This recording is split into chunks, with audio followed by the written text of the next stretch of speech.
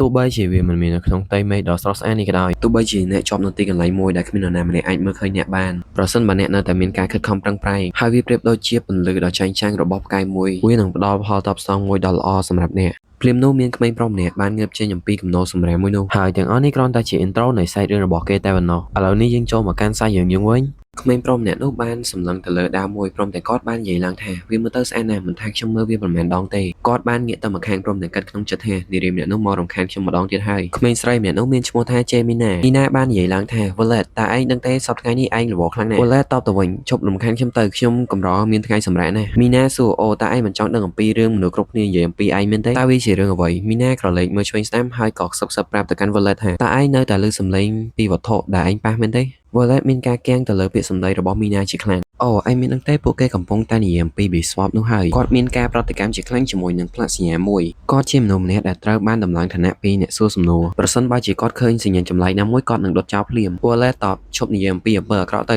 ៅមីណានិយាយទៅវិញគួរអស់សម្ដេចណាស់ឯងមានបញ្ហាច្រើនទោះបីជាខ្ញុំបារម្ភពីឯងក៏ដោយឯងគិតថាមនុស្សទាំងអស់នោះគ្រាន់តែត្រូវរន្ទះបាញ់ពីម្នាក់មែនទេមនុស្សគ្រប់គ្នាកំពុងតែនិយាយអំពីរឿងនេះកុំគ្រាន់តែឈរនៅទីនេះហើយភ្ញាក់ផ្អើលឲ្យសោះចុះបើឯងត្រូវគេកំណត់គោលដៅលើហើយត្រូវគេនាំទៅព្រះវិហារវិញViolet តទៅវិញខ្ញុំមិនត្រូវគេអូសទៅព្រះវិហារដោយគ្រាន់តែឈរមើលដាវនោះទេមីណានិយាយទៅវិញគួរឲ្យធុញទ្រាន់ខ្លាំងណាស់ឯងគ្រាន់តែទិញវាដោយប្រើប្រាស់ឥណទានទៅVioletនិយាយវាពិតជាថ្លៃខ្លាំងណាស់តើវាមានតម្លៃថ្លៃប៉ុណ្ណាខ្ញុំចង់ទិញវាឲ្យឯងវាមានតម្លៃ5កាក់មាសគ្រាន់តែលើ5កាក់មាសភ្លាមមីណានិយាយថាវាពិតជាឈួតខ្លាំងណាស់5កាក់មាសគ្រាន់តែជាដុំដែកមួយតែប៉ុណ្ណោះហ្នឹងVioletតបទាំងញញឹមថាត្រូវហើយចំនួន5កាក់មាសនេះវាពិតជាច្រើនខ្លាំងណាស់វាអាចជប់លៀងរយៈពេល1ឆ្នាំបានភ្លាមនោះមានបរិសុទ្ធចំណាស់ម្នាក់រត់ចេញពីហាងព្រមទាំងស្រែកកំហុកដាក់ពួកគេតើពួកឯងនិយាយថាវាគ្រាន់តែជាដុំដែកមួយឬពួកអាក្មេងចង្រៃយកអីពួកឯងពិតជាវង្វេងខ្លាំងណាស់មីណាតទៅវិញលោកតាចាស់អើយគ្មានអ្នកណាទិញវាឥឡូវហ្នឹងទេលោកតាចាស់តបទាំងខឹងថាមើលសម្ដីពួកអាល្ងងនេះមីណាតទៅវិញហេតុអ្វីបានជាអ្នកត្រូវបង្កភាពរញ៉េរញ៉ៃដោយសារដាវមួយទៅវិញតើអ្នកមិនទាន់ចិត្តស្លាប់ទេឬលោកតាតទៅវិញយ៉ាងខឹងសម្បាថាដោយសារតែចិត្តមកដល់ទីបញ្ចប់របស់ខ្ញុំនឹងហើយបានហើយត្រឡប់ទៅហាងរបស់ពួកឯងវិញទៅពួកដែលគ្មានសមត្ថភាព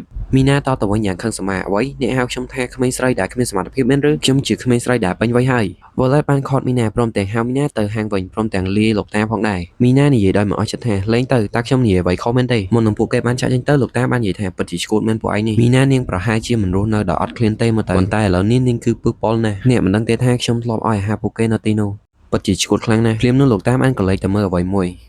មើលទៅវាដូចជាគាត់បានឈរនៅទីនេះយូរហើយពួកបានលេចនៅទីនោះអស់ហើយ Violet គួរតែគិតអំពីការរកប្រាក់ចិញ្ចឹមជីវិតរបស់គាត់លោកតាបាននិយាយម្នាក់ឯងថា Greenhouse វានឹងពិបាកសម្រាប់អ្នកហើយប្រសិនបើអ្នករកឃើញមហិច្ឆតានៅកន្លែងនេះខ្ញុំដឹងច្បាស់ណាស់អ្នកដែលកើតនៅផ្លូវក្រោយមិនមានសមត្ថភាពចេញពីទីនេះទេដូច្នេះខ្ញុំនឹងលក់វាឲ្យនរណាម្នាក់ដែលមានសមត្ថភាពចេញពីទីនេះខ្ញុំមិនអាចទុកចោលឲ្យការងារចុងក្រោយរបស់ខ្ញុំកប់នៅទីនេះជាមួយនឹងខ្ញុំទេសាច់រឿងបានកាត់មកមីណានិង Violet វិញព្រមទាំងគេបានកាត់បង្ហាញឃើញថាដោយមជ្ឈមណ្ឌលនៃ Center ខាងជើងរួមផ្សំជាមួយនឹងកិត្តិយសភាពនៃផ្ទះរបស់ Bayezid ដែលជាបង្គោលភ្លើងនៃភាគខាងជើងនៅទីក្រុង Sohara តំបន់អនាធិបតេយ្យជាកន្លែងដែលកខ្វក់និងមនុស្សអាក្រក់គ្រប់ប្រភេទត្រូវបានដាក់នៅកន្លែងតែមួយក្នុងកន្លែងផឹកស៊ីមួយកំពុងតែមានមនុស្សអ៊ូអរស្រាប់តែមានបរិសុទ្ធម៉ាប់ម្នាក់គាត់បានអូសសក់នារីក្មេងម្នាក់ចេញមកក្រៅព្រមទាំងនិយាយឡើងខ្លាំងថានារីម្នាក់នេះពិតជាល្ងងណាស់នាងព្យាយាមបោកប្រាស់ខ្ញុំហេតុអ្វីបានជានាងព្យាយាមលក់របស់បោកប្រាស់មកឲ្យខ្ញុំភ្លាមនោះ Violet បានដើរមកទីនេះផងដែរ Violet បាននិយាយម្នាក់ឯងថាមិនដែលមានថ្ងៃដែលស្ងប់ស្ងាត់ឡើយបរិសុទ្ធម៉ាប់ម្នាក់នោះបាននិយាយទៅកាន់ Violet ថាមែនហើយឯងមកចំពេលល្អខ្លាំងណាស់អ្នកលក់ទៀន Violet បានសម្លឹងមើលបរិសុទ្ធនោះបន្តិចព្រមទាំងនិយាយឡើងប្រសិនជាឯងចង់ជួបលោកស្រីរបស់យើងឯងគួរតែយកកាក់មាសមកមិនមែនកាក់ប្រាក់ទេបរិសុទ្ធម៉ាប់នោះតទៅវិញសេវាកម្មរបស់អ្នកនៅទីនេះគឺអន់ខ្លាំងណាស់ហើយឯងហ៊ានទាមទារកាក់មាសពីយើងមែនទេឲ្យលឿនឡើងមកហៅលោកស្រីរបស់ឯងមកទីនេះតើវាជាទៀនប្រភេទអ្វីដែលយើងគ្រាន់តែដោះអាភ្លាមវាឆេះអស់នោះយើងគិតថាទៀនរបស់ឯងគឺបោកប្រាស់ហើយ Violet តទៅវិញថាបើឯងគ្មានលុយទេឯងគ្រាន់តែទៅលេងជាមួយនឹងប្រពន្ធរបស់ឯងទៅបរិសុទ្ធម៉ាប់តបទាំងខឹងសម្បាថាតើឯងបាននិយាយអ្វី Violet បានសួរទៅកាន់បរិសុទ្ធម្នាក់នោះឯងឃើញតំណែងនាឡិកានោះទេបើសិនជាទៀនរបស់យើងមិនមានរយៈពេល5នាទីទេចុះឯងធ្វើអ្វីដែលឯងចង់ធ្វើទៅលើស្ត្រីម្នាក់នោះចុះបរិសុទ្ធម៉ាប់នោះបាននិយាយអ្វីបានជាយើងត្រូវស្ដាប់មនុស្សដែលបោកប្រាស់ដូចជាឯង Violet បានតបទាំងមុខមើលថាប៉ុន្តែបើវា5នាទីមែនយើងនឹងវាឯងរហូតដល់ស្លាប់ហើយទឹកមុខរបស់គាត់ធ្វើឲ្យបរិសុទ្ធម៉ាប់បានភ័យខ្លាចViolet បានយកភ្លើងទៅដុតទៅលើទៀនរបស់គាត់ព្រមទាំងចាំមើលថាវាមានរយៈពេល5នាទីមែនក៏អត់ទឹកមុខរបស់អាប៉ែតម៉ាប់គឺមិនស្រួលទេប៉ុន្តែដៃមិនលេងក្បាលគេតទៅសោះមនុស្សនៅកន្លែងផឹកស៊ីមានការចាប់អារម្មណ៍នឹងរឿងនេះផងដែរ Violet បានក្រឡេកទៅមើលទៀនរបស់គាត់ឃើញថាវាអស់នៅពេល5នាទីពិតមែនគ្រាន់តែបរិសុទ្ធម៉ាប់ក្រឡេកទៅមើលនាឡិកាភ្លាមក៏ត្រូវមួយដបងបាត់ទៅហើយអ្នកវាយនោះគឺជា Violet ព្រមទាំងគាត់បាននិយាយឡើងថែមទៀតថាកូនខ្លាឃ្មុំដល់ល្ងងអើយហើយគាត់បានធាក់ទៅលើបរិសុទ្ធម៉ាប់ម្នាក់នោះឲ្យចូលទៅក្នុងបន្ទប់មួយគាត់បានចាក់សោផងដែរព្រមទាំងនិយាយឡើងខ្លាំងថាឯងនឹងស្លាប់នៅថ្ងៃ នេះហើយបរោះម៉ាប់ម្នាក់នោះបានសុំឲ្យ Violet ជប់សិនប៉ុន្តែ Violet មិនបានស្ដាប់នៅពីសម្ដីគាត់ទេបានវាយផានទៅលើគាត់ជាខ្លាំងហើយនិយាយឡើងឯងជាអ្នកបោកប្រាស់មុនទេចុងក្រោយយើងបានត្រឹមតែស្ដាប់សម្លេងបរោះម៉ាប់ស្រែកតែប៉ុណ្ណោះកាត់មកពេលព្រឹកវិញ Violet កំពុងតែញ៉ាំអាហារក៏មានសម្លេងបរោះចំណាំម្នាក់សួរទៅកាន់ Violet ថា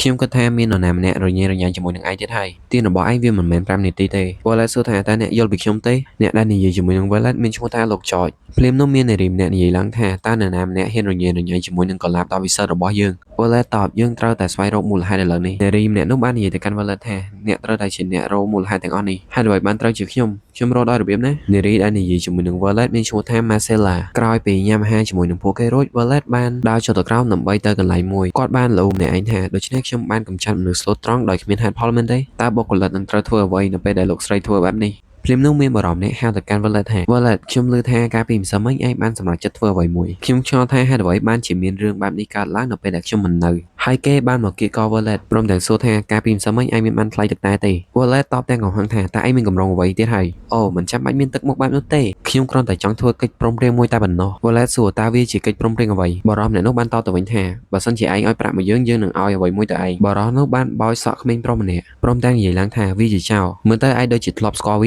ាខ្ញុំនឹងឲ្យវាទៅឯងវិញនៅក្នុងតម្លៃ40កាក់ប្រាក់ Violet សួរឡើងថាតើឯងមានបានកាត់ម្រាមដៃម្រាមជើងវាទេបារម្ភនោះតបខ្ញុំមិនបានធ្វើអ្វីទៅលើវាទាំងអស់គ្រាន់តែវាយវាតែប៉ុណ្ណោះ Violet និយាយឡើងពិតជាឈួតខ្លាំងណាស់ហើយក៏បោកប្រាស់ឲ្យពួកគេព្រមទាំងឲ្យពួកគេដោះលែងក្មេងម្នាក់នោះព្រមទាំងនិយាយឡើងថាបើសិនជាមិនលើកក្រោយគ្រាន់តែសម្លាប់ពួកគេទៅកុំហៅខ្ញុំមកអីបារម្ភម្នាក់នោះតទៅវិញថាពួកយើងជាក្រុមអង្គការមិនមែនជាឃាតករទេមុននឹងពួកគេបានចាក់ចេញទៅពួកគេបាននិយាយថាខ្ញុំបានប្រាប់ពួកឯងហើយ Villain នឹងព្រមកិច្ចព្រមព្រៀងមួយនេះ Villain បានហៅឈ្មោះក្មេងប្រុសនោះយ៉ាងខ្លាំងក្មេងប្រុសម្នាក់នោះបាននិយាយសុំទោសទៅកាន់ Villain គាត់មិនបាននិយាយអ្វីទេប៉ុន្តែគាត់ឲ្យក្មេងប្រុសម្នាក់នោះចេញទៅឆ្ងាយពីទីនេះទៅក្មេងប្រុសម្នាក់នោះមុននឹងចាក់ចេញគាត់បាននិយាយអរគុណទៅកាន់ Villainគាត់បានលោម្នាក់ឯងឡើងថានេះហើយជារបៀបដែលខ្ញុំមិនអាចមាន5កាក់មាសឬបានការមកដល់កំពង់ផែមួយទាំងបរិសម្នាក់កំពុងតែសរសេរនឹងគាត់បាននិយាយឡើងថាប៉ុន្តែក្មេងនោះពិតជាសំណាងខ្លាំងណាស់ចាប់តាំងពីគាត់មិនប្រែជាបែបនេះបរិសម្នាក់នេះមានឈ្មោះថា Habin កាលពីពេលមុនខ្ញុំត្រូវបានពួកគេកាត់ម្រាមដៃនិងម្រាមជើងរបស់ខ្ញុំមូលហេតុទាំងនេះហើយធ្វើឲ្យខ្ញុំខ្លាចទៅជាគំរូ B-Swap កាលពីមុន Violet សួរថាតើរឿងទាំងអស់នេះវារីករាលដាលមកដល់ទីនេះហើយមែនទេ Habin តបវាជាពាក្យចចាមរាមប៉ុន្តែមនុស្សគ្រប់គ្នាមានការសង្ស័យអំពីវា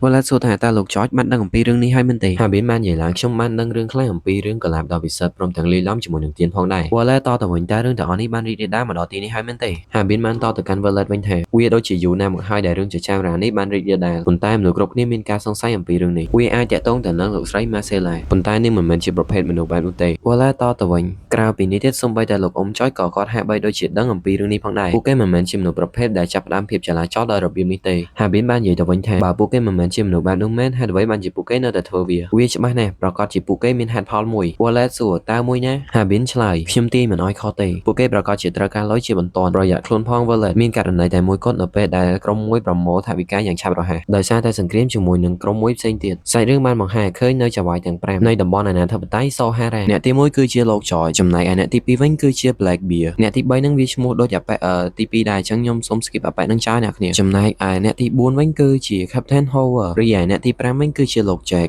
សាច់រឿងបានកាន់មកដល់ពេល Violet មកដល់កន្លែងធ្វើការរបស់គាត់វិញព្រមទាំងគេបានបង្ហាញថាជីវិតមនុស្សម្នាក់តែងតែមានផ្នែកងងឹតវាមានបំណុលចូលមកយ៉ាងស្ងៀមស្ងាត់ខណៈពេលវាលាក់ខ្លួននៅក្នុងស្រមោលភ្លាមនោះចៅហ្វាយទី5បានសួរមកកាន់ Violet ថាតើមេរបស់ឯងនៅទីណា Violet មិនបានឆ្លើយទេប៉ុន្តែគាត់បានសម្លឹងទៅកាន់មុខអាប៉ែនោះគ្រោះថ្នាក់ដែលកើតឡើងដោយគ្មានការជួលដំណឹងការបំផ្លិចបំផ្លាញកើតឡើងដោយគ្មានការព្រមាន Violet គិតបន្ថែមទៀតថាហេតុអ្វីបានជាគាត់មកដល់ទីនេះតើពួកគេកំពុងរៀបចំសម្រាប់សង្គ្រាមមែនទេដោយឃើញ Violet មិនតបពួកអាចោចានក៏បាននិយាយទៅកាន់ Violet ថាអាក្មេងចង្រៃយោតើឯងមិនឮចៅហ្វាយរបស់យើងសួរទៅកាន់ឯងទេឬ Violet សម្លឹងមើលអាប៉ែនោះបន្តិចព្រមទាំងនិយាយទៅវិញខ្ញុំគ្រាន់តែជាអ្នកលក់ទៀនតែប៉ុណ្ណោះដូច្នេះខ្ញុំមិនដឹងរឿងនេះទេដោយឃើញបែបនេះអាប៉ែនេះក៏កាន់តែខឹងលើសដើមវាបានមាត់មួយដៃចុះក្រោមធ្វើឲ្យទៀនរបស់ Violet ខ្ទេចខ្ទីតែម្ដងនៅពេលមានសម្លេងកើតឡើងមានមនុស្សជាច្រើនមានការចាប់អារម្មណ៍អំពីរឿងនេះនៅខណៈពេលនោះ Violet បានអោនចុះដើម្បីរើសទៀនរបស់គាត់ព្រមទាំងនិយាយដោយមិនខ្វាយខ្វល់អំពីអាប៉ែនោះកិច្ចការរបស់ខ្ញុំថ្ងៃនេះរួចរាល់ហើយអាប៉ែមួយនោះបាននិយាយឡើងតើវាកំពុងតែធ្វើអ្វី Violet តបទាំងកំហឹងដកជើងរបស់ឯងចេញភ្លាមអាប៉ែនោះមានការខឹងជាខ្លាំងព្រមទាំងស្ទុះតទៅកាន់ Violet គាត់បានមើលឃើញនៅការវាយប្រហាររបស់អាប៉ែមួយនោះហើយគាត់បានដកដាវឈើរបស់គាត់មកព្រមទាំងវាយទៅកាន់ជើងវាដើម្បីអស់ចំហជាចុងក្រោយគាត់បានលើកដាវឡើងហើយក៏សោយមួយដាវ ឲ្យចំចង្ការកើរបស់អាប៉ែមួយនោះ Violet ក៏បានឆ្លងដាវទៅកាន់អាប៉ែមួយនោះនៅពេលដែលគ្នាពួកវាបានឃើញបែបនេះពួកវារៀបនឹងចូលទៅជួយក៏ត្រូវបានមេរបស់ពួកវាខត់ហើយគាត់បាននិយាយថាខ្ញុំពិតជាចូលចិត្តក្មេងម្នាក់នេះណាស់នេះជាសំឡេងដែលចេញមកចាប់តាំងពីខ្ញុំមានដៃតែម្ខាងខ្ញុំសង្ឃឹមថាអ្នកនឹងយល់ Violet តទៅវិញថាខ្ញុំមិនរើសអើងជនពិការទេ Jack សើចឡើងព្រមទាំងនិយាយយើងនឹងជួបឯងជាលក្ខណៈឯកជននៅពេលក្រោយតើខ្ញុំបានណែនាំអ្នកណាគេក្នុងចំណោមពួកអ្នកដែលត្រូវបានបណ្តេញចេញទៀត Violet តទៅវិញថាបើតាមការវិនិច្ឆ័យរបស់ខ្ញុំវាមិនចាំបាច់តទៅសោះវាហាក់បីដូចជាពួកគេកំពុងតែស្លាប់មុនអាយុជប់សិនអ្នកគ្នាមុននឹងចូលដល់សាច់រឿងបន្តខ្ញុំសូមនិយាយមួយសិនសាច់រឿងហ្នឹងការនិយាយរបស់តួអង្គវារៀងវល់អញ្ចឹងទៅខ្ញុំនិយាយតាមតួអង្គទេអ្នកគ្នាបើអត់យកសាច់រឿងអីខ្ញុំ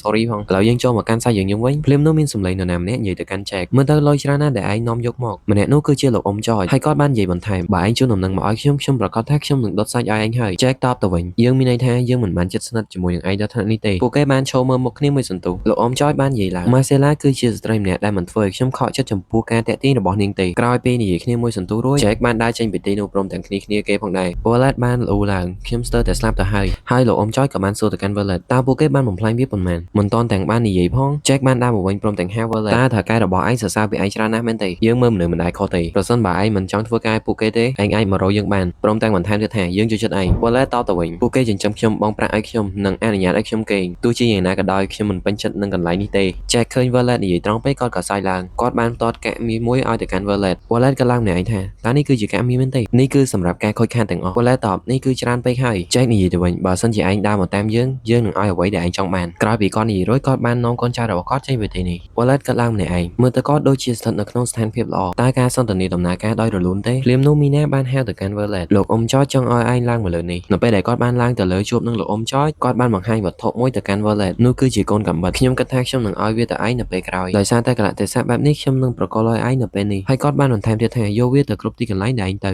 Violet មិនបានតបទេប៉ុន្តែគាត់បានគិតក្នុងចិត្តដោយបារម្ភថាខ្ញុំបានដឹងនៅអ្វីគ្រប់យ៉ាងការសន្ទនារវាងលោកអ៊ំចយនិង Jack វាអាចបង្កើតទៅជាសង្គ្រាមដ៏ធំមួយភ្លាមនោះលោកអ៊ំចយក៏បាននិយាយឡើងឯងគួរតែឈប់លក់ទៀនទៅ Violet តបបើខ្ញុំឈប់ខ្ញុំត្រូវធ្វើអ្វីលោកអ៊ំចយមិនបានឆ្លើយទេប៉ុន្តែគាត់បាននិយាយអំពីរឿងមួយខ្ញុំទទួលព័ត៌មានបានថា Jack បានយកមនុស្សខាងក្រៅចូលមកក្នុងទីក្រុងមនុស្សនោះត្រូវបានគេនិយាយថាជាទាហានស៊ីឈ្នួលហើយក៏ជាខណៃផងដែរ Violet សួរតើខណៃដូចទៅនឹងអ្នកមែនទេលោកអ៊ំចយតបមែនហើយវាដូចទៅនឹងខ្ញុំលោក Jack គឺជាអ្នកគ្រប់គ្រងមនុស្សដ៏ច្រើនប៉ុន្តែលោកចយគឺជាខណៃដែលជាឧបសគ្គដ៏ធំសម្រាប់គាត់ក្នុងការឆ្លងកាត់ផងដែរពីព្រោះវងជាមិនអាចទប់ទល់នឹងចចកបានឡើយប៉ុន្តែប្រសិនបើគាត់អញ្ជើញអ្នកគុនដាវកម្រិតខណៃមកសមតុល្យភាពនឹងធ្លាក់ចុះភ្លាមៗ Jack និយាយឡើងវាជាការពិបាកដែលយើងស្ថិតនៅក្នុងគុណវិបត្តិនោះហើយជាមូលហេតុដែលខ្ញុំត្រូវការអ្នកដែរ Violet តទៅវិញតើវាជាខ្ញុំមែនទេលោកអ៊ំចយមិនបានឆ្លើយទេប៉ុន្តែគាត់បាននិយាយឡើងថាខ្ញុំនឹងផ្ដល់បេសកកម្មដំបូងរបស់ឯងឲ្យឯងនៅឆាប់ៗនេះ Habin ជាបរិបពិការម្នាក់ដែលត្រូវបានគេកាប់ម្រាមដៃនិងម្រាមជើងចោលហើយមិនអាចដើរបានដោយត្រឹមត្រូវផងវាបានរៀនអក្សរនិងលេខដោយខ្លួនឯងតាមរយៈគំនិតដ៏អស្ចារ្យរបស់វាហើយឥឡូវនេះកំពុងតែប្រើប្រាស់វាដើម្បីក្រោមការដឹកនាំរបស់មេក្រុម Over ពេលខ្ញុំសម្លឹងមើល Habin ទើបខ្ញុំដឹងថាការរៀនសូត្រតាមរយៈការខិតខំប្រឹងប្រែងនឹងមានការកើនឡើងដល់កន្លែងខ្ពស់ជាងគេនៅពេលដែល Violet កំពុងតែវឹកហាត់មានសម្លេងមួយបានលេចឡើងថាក្មេងប្រុសឯងគួរតែកែសម្រួលនៅម្ដុំកែងដៃរបស់ឯង Sorry អ្នកគ្នាផងដែលសារថ្ងៃហ្នឹងធ្វើបានត្រឹមតែ5នាទីទេ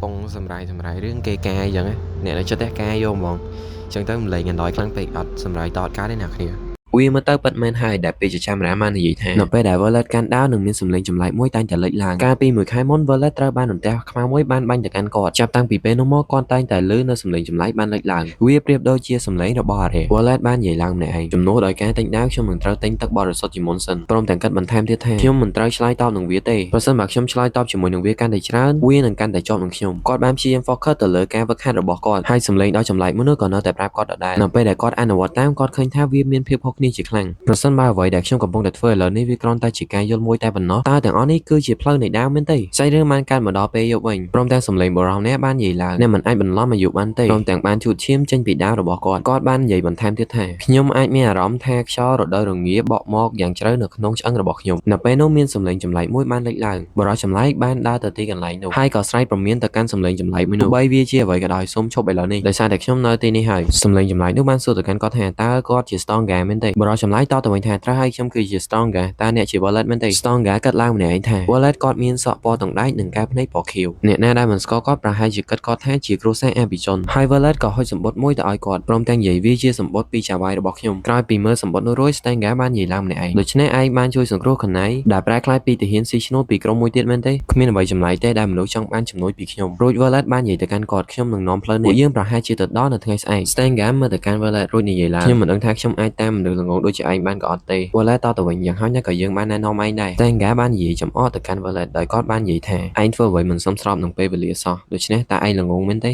េប្រសិនបើឯងនិយាយប្រយោគនោះម្ដងទៀតខ្ញុំនឹងសម្លាប់ឯងចោលភ្លាម Wallet បានសំឡងទៅមើលអប៉ិនោះបន្តិចហើយនិយាយឡើងថាគ្រាន់តែតាមយើងមកយើងក៏មិនចង់ធ្វើបេសកកម្មដ៏រញ៉េរញ៉ៃនេះដែរស្ដាប់ Wallet និយាយរួច Stenga បានគិតក្នុងចិត្តខ្ញុំមានចេតនាបង្កើតបរិយាកាសដ៏អាក្រក់មួយហើយគាត់មិនគិតថាវាជារឿងធំទេឬហើយគាត់បាននិយាមឡើងព្រមទាំងធ្វើដំណើរទៅតាម Wallet ទៅសាច់រឿងបានកាត់មកពេលដែលពួកគេឈប់សម្រាក Wallet សម្លឹងមើលមុខអប៉ិនោះដោយមិនអស់ចិត្តដោយឃើញគេសម្លឹងមើលមុខខ្លួនឯង Stenga ក៏សួរទៅកាន់ Wallet ថាហេតុអ្វីបានជាឯងសម្លឹងមើលមុខយើងយ៉ាងនេះតើឯងមិនដែលឃើញទាហានដែលចូលនិវត្តន៍ទេដោយឃើញ Wallet មិនខ្វាយខ្វល់នឹងខ្លួនក៏គាត់បាននិយាយឡើងថាអាក្មេងនេះពិតជាឈួតមែនឃើញបែបនេះ Wallet សួរគាត់ថាតើឯងមកពីណា Stenga តបយើងមកពីទីក្រុង Dacia Wallet និយាយវាគ្រាន់តែជាភូមិមួយឃើញបែបនេះ Stenga បានតបទាំងកំហឹងថាយើងចង់ឲ្យឯងវង្វេងផ្លូវដូច្នេះយើងអាចវាយឯងបាន Wallet បានលើកសាច់ឡើងព្រមទាំងនិយាយថាហេតុអ្វីបានជាអ្នកគួរឲ្យខ្លាចឥនេះខ្ញុំដូចជាមិនបាននិយាយអ្វីខុសទេដោយឃើញសាច់គោនៅក្នុងដៃ Wallet Stenga មានការប្រែប្រួលជាខ្លាំងគាត់បាននិយាយឡើងយ៉ាង slow អូសាច់គោស្ងួតនោះមើលទៅស្រស់ៗណាស់ខ្ញុំសង្ឃឹមថានឹងមានចំណីរបស់ខ្ញុំ Wallet តទៅវិញវាមិនមានចំណីសម្រាប់អ្នកទេតើឯងអត់មានអីញ៉ាំទេ Stenga ឃើញបែបនេះគាត់បានលើកនៅសាច់របស់គាត់ឡើងសាច់របស់ខ្ញុំវាមានក្លិនស្អុយខ្លាំងណាស់នៅពេលដែលគាត់បានឃើញសាច់របស់ Wallet គាត់បានព្យាយាមសួរទៅកាន់ Wallet ថាតើឯងអត់មានអីសួរយើងទេយើងនឹងឆ្លើយសំណួររបស់ឯងមួយសម្រាប់សាច់មួយចង្កាក់ Wallet មើលទៅកាន់អប៉ិនោះព្រមទាំងនិយាយឡើងប្រសិនបើអ្នកចង់បានអ្នកគ្រាន់តែសុំខ្ញុំទៅ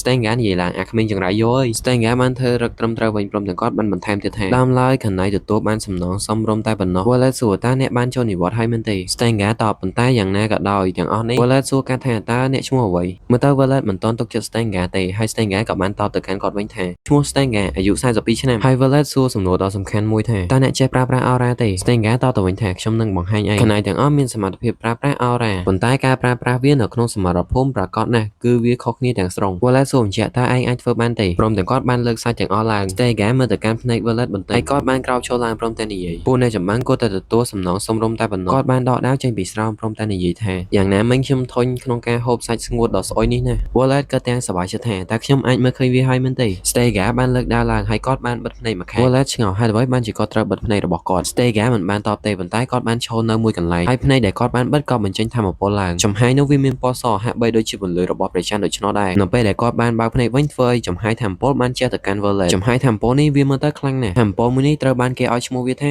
Aura វាបានរុំស្របជុំវិញដាវរបស់ Stenga សាច់រឿងបានកាត់មកដល់តំបន់អាណាធិបតេយ្យ Sohara វិញ Wallet និង Stenga បានធ្វើដំណើរមកដល់ហើយ Stenga បាននិយាយឡើងខ្ញុំមិនសូវមានអារម្មណ៍ល្អសោះនៅខាងក្នុងនេះ Wallet តទៅវិញដោយនិយាយអំពីមនុស្សស្រីទៅវិញ Stenga តបទៅ Wallet វិញថាខ្ញុំមិនបាននិយាយរឿងនោះទេខ្ញុំកំពុងតែនិយាយអំពីអារម្មណ៍របស់ខ្ញុំនៅខាងក្នុងនេះវាដូចជាមិនសូវស្រួលទេ Wallet តទៅវិញខ្ញុំមិនអាចនាំអ្នកចូលតាមច្រកទ្វារធំទេ Stenga តទៅវិញមានអារម្មណ៍ថាវាដូចជាស្ងាត់ចម្លែក Wallet តបដោយសារតែវាពេលយប់នឹងហើយពួកគេបានចាប់អារម្មណ៍អ្វីមួយនៅខាងមុខពួកគេ Stenga សួរឡើង Wallet តើកន្លែងនេះធម្មតាដោយរបៀបណាយើងឃើញថាមានមនុស្សរងរបួសនិងស្លាប់ជាច្រើន Wallet បាននិយាយទាំងកំហឹងថាតោះចាប់ដើមខ្ញុំបានបង្ហាញអ្នកនៅទ្វារខាងក្រោយដែលមានតែសមាជិករបស់ពួកយើងដឹងទេខ្ញុំនឹងចូលតាមទ្វារធំដើម្បីបំបែកចំណាប់អារម្មណ៍ពួកគេហើយឯងចូលតាមទ្វារតូចទៅនៅខាងមុខច្រកទ្វារមានស្នាមឈាមជាច្រើន Wallet បានចូលមកក្នុងគាត់បានឃើញរបស់របររញ៉េរញ៉ៃច្រើនណាស់ប៉ុន្តែលោកអ៊ំចចនិង Marcella គឺមិនអីទេលោកអ៊ំចចបាននិយាយឡើងថា Jack បានវាយប្រហារមកកាន់ពួកយើងគាត់គឺមានជំនាញខ្លាំងណាស់ Wallet សួរថាតើលោកអ៊ំមិនអីទេឬលោកអ៊ំចចតបទៅវិញខ្ញុំមិនអីទេវាជាយូរហើយដែលខ្ញុំមិនដែលប៉ះទៅនឹងខណៃហើយគាត់បានសួរបន្ថែមទៀតថាតើឯងបាននាំគាត់មកហើយឬនៅ Wallet តបខ្ញុំបានប្រាប់គាត់ឲ្យចូលទៅតាមទ្វារខាងក្រោយលោកអ៊ំចចនិយាយឡើងល្អខ្លាំងណាស់ខ្ញុំនឹងទៅយកលុយពី Jack វិញនៅថ្ងៃស្អែកលោកអ៊ំចចបានសួរអំពីពិនភាគរបស់ Stenga ហើយអ្វីបានជាគាត់មិនទាន់មកដល់ទីនេះទៀត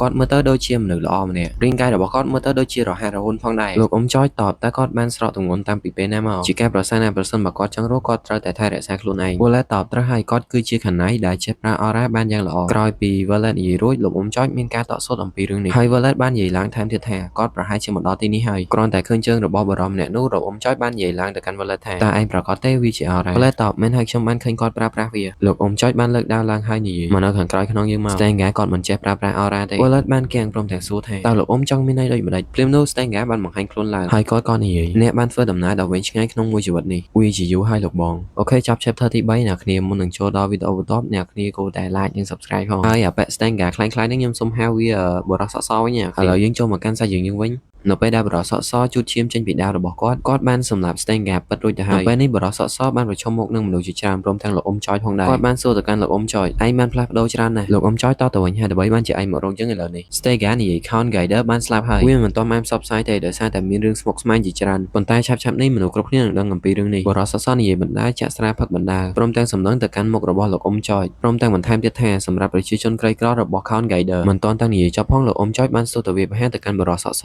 សសមិនមានការភ័យសង្ស័យអំពីរឿងនេះទេនៅពេលដែលការវាយប្រហាររបស់លោកអ៊ំចយទៅដល់ទីនោះវាបានធ្វើឲ្យលោកអ៊ំចយ Marcella និង Violet បានភ្ញាក់ផ្អើលគេភ្ញាក់ផ្អើលដោយសារតែការវាយប្រហារមួយនោះមិនត្រូវបរិសុទ្ធសទេគាត់បានកិច្ចហើយនិយាយទាំងអស់នេះគឺសម្រាប់ Count Guider ថ្មីគឺលោក Sigmund លោកអ៊ំចយបានស្រែកយ៉ាងខ្លាំងហើយគាត់បានស្ទុះទៅកាប់គេម្ដងទៀតម្ដងនេះបរិសុទ្ធសមិនបានកិច្ចទេគាត់បានទប់ទល់ទៅនឹងលោកអ៊ំចយហើយគាត់បាននិយាយទៅកាន់លោកអ៊ំចយថាឯងបានរត់ចេញអំពីកងទ័ពទៅមូលដ្ឋានទ័ពវិញភ្លាមនេះគឺជាលំដាប់ទី1របស់លោក Sigmund លោកអ៊ំចយស្រែកទាំងកំហឹងថាតើ Sigmund មិនមែនជាអ្នកបម្រើយើងទេឬបរិសុទ្ធសតទៅវិញវាជាការប៉ុណ្ណាដែលលោក Count ក៏មិនគិតថាអ្នកនឹងត្រឡប់មកវិញដោយសភាពនេះដែរមិនមែនថាគាត់ចង់ឲ្យអ្នកទៅដូច្នោះទេការវាយប្រហាររបស់ពួកគេធ្វើឲ្យរបស់របរខ្ចាត់ខ្ចាយពេញនឹងពួកគេទាំងពីរបានស្ទុះទៅរកគ្នាហើយបរិសុទ្ធសបានលើកជើងបន្តិចពួកគាត់បានរងការវាយប្រហាររបស់លោកអ៊ំចយជាលើកទី2វាបង្កើតឲ្យមានចំហាយយ៉ាងខ្លាំងធ្វើឲ្យប៉ះពាល់ទៅកាន់ Violet និង Marcella នៅពេលដែលឃើញលោកអ៊ំចយកំពុងតែទប់ទល់ពួកគេទាំងពីរនាក់បានរត់ចេញពីទីនេះនៅពេលដែលពួកគេបានចេញពីទីនោះមានមនុស្សជាច្រើនបានស្រែកសួរទៅកាន់ពួកគេតើវាមានរឿងអ្វីកើតឡើងនៅទីនោះ Violet ស្រែកប្រាប់ទៅកាន់ពួកគេប្រញាប់ប្រមូលមនុស្សច្រើនមកជួយគ្នានៅទីនេះមិនទាន់តែនិយាយចប់ផងរាងកាយរបស់លោកអ៊ំចយបានខ្ទាតចេញមកធ្វើឲ្យ Marcella និង Violet មានការតក់ស្លុតអំពីរឿងនេះលោកអ៊ំចយរៀបនឹងធ្លាក់ដល់ដីហើយបរិសុទ្ធសក៏បានបង្ហាញខ្លួនហើយគាត់បាននិយាយឡើងឯងនៅតែសម្រាប់ចិត្តលោកងខ្លៅដោយរាល់ដងនៅពេលដែលលោកអ៊ំចយបានធ្លាក់មកដល់ក្រោមគាត់បានស្រែកឡើងយ៉ាងឈឺចាប់មានមនុស្សជាច្រើនសួរទៅកាន់គាត់មានរឿងអ្វីកើតឡើងមេមើលទៅលោកអ៊ំចយដូចជាមានរបួសខ្លាំងណាស់ហើយបរិសុទ្ធសបានឈរមើលគាត់ពីខាងលើមកភ្លាមនោះមានកូនកំបិតមួយស្ទុះទៅកាន់បរិសុទ្ធសបានរងនឹងការវាយប្រហារនោះយ៉ាងស្រួលអ្នកដែលគប់គឺជា Violet ក្រោយពីគប់រួចគាត់បានឈរមើលមុខគ្នាមួយសន្ទុះគាត់មិនបានតបតទៅនឹង Violet ទេប៉ុន្តែគាត់បានហត់ទៅដើម្បីវាយប្រហារទៅកាន់លោកអ៊ំចយវិញ Violet បានស្រែកឡើងយ៉ាងខ្លាំងថាលោកអ៊ំចយប្រយ័ត្នខ្លួនផងលោកអ៊ំចយងើបមកយ៉ាងពិបាកព្រមទាំងគាត់បានកិច្ចនឹងការវាយប្រហាររបស់បរិសុទ្ធសផងដែរគាត់បានរើដៅឡើងព្រមទាំងព្យាយាមក្រោកឈរបរិសុទ្ធសបាននិយាយឡើងថានៅថ្ងៃមុនយើងទើបតែធ្វើតាមបញ្ជារបស់ឯងលោកអ៊ំចយតទៅវិញយើងមិនធ្វើតាមបញ្ជានោះទេបរិសុទ្ធសបាននិយាយយ៉ាងខឹងថាឯងហ៊ាននិយាយថាទេទាំងតែឯងគឺជាខណៃលោកអ៊ំចយមិនបានតបទេប៉ុន្តែគាត់បានប្រមូលគ្នារបស់គាត់ឲ្យនៅខាងក្រោយខ្នងបរិសុទ្ធសមើលទៅកាន់ពួកគេបន្តិចហើយនិយាយនេះគឺជាយប់ដ៏វែងពេកសម្រាប់ខ្ញុំចង់សម្រាកឥឡូវនេះហើយគាត់បានបិទភ្នែកម្ខាង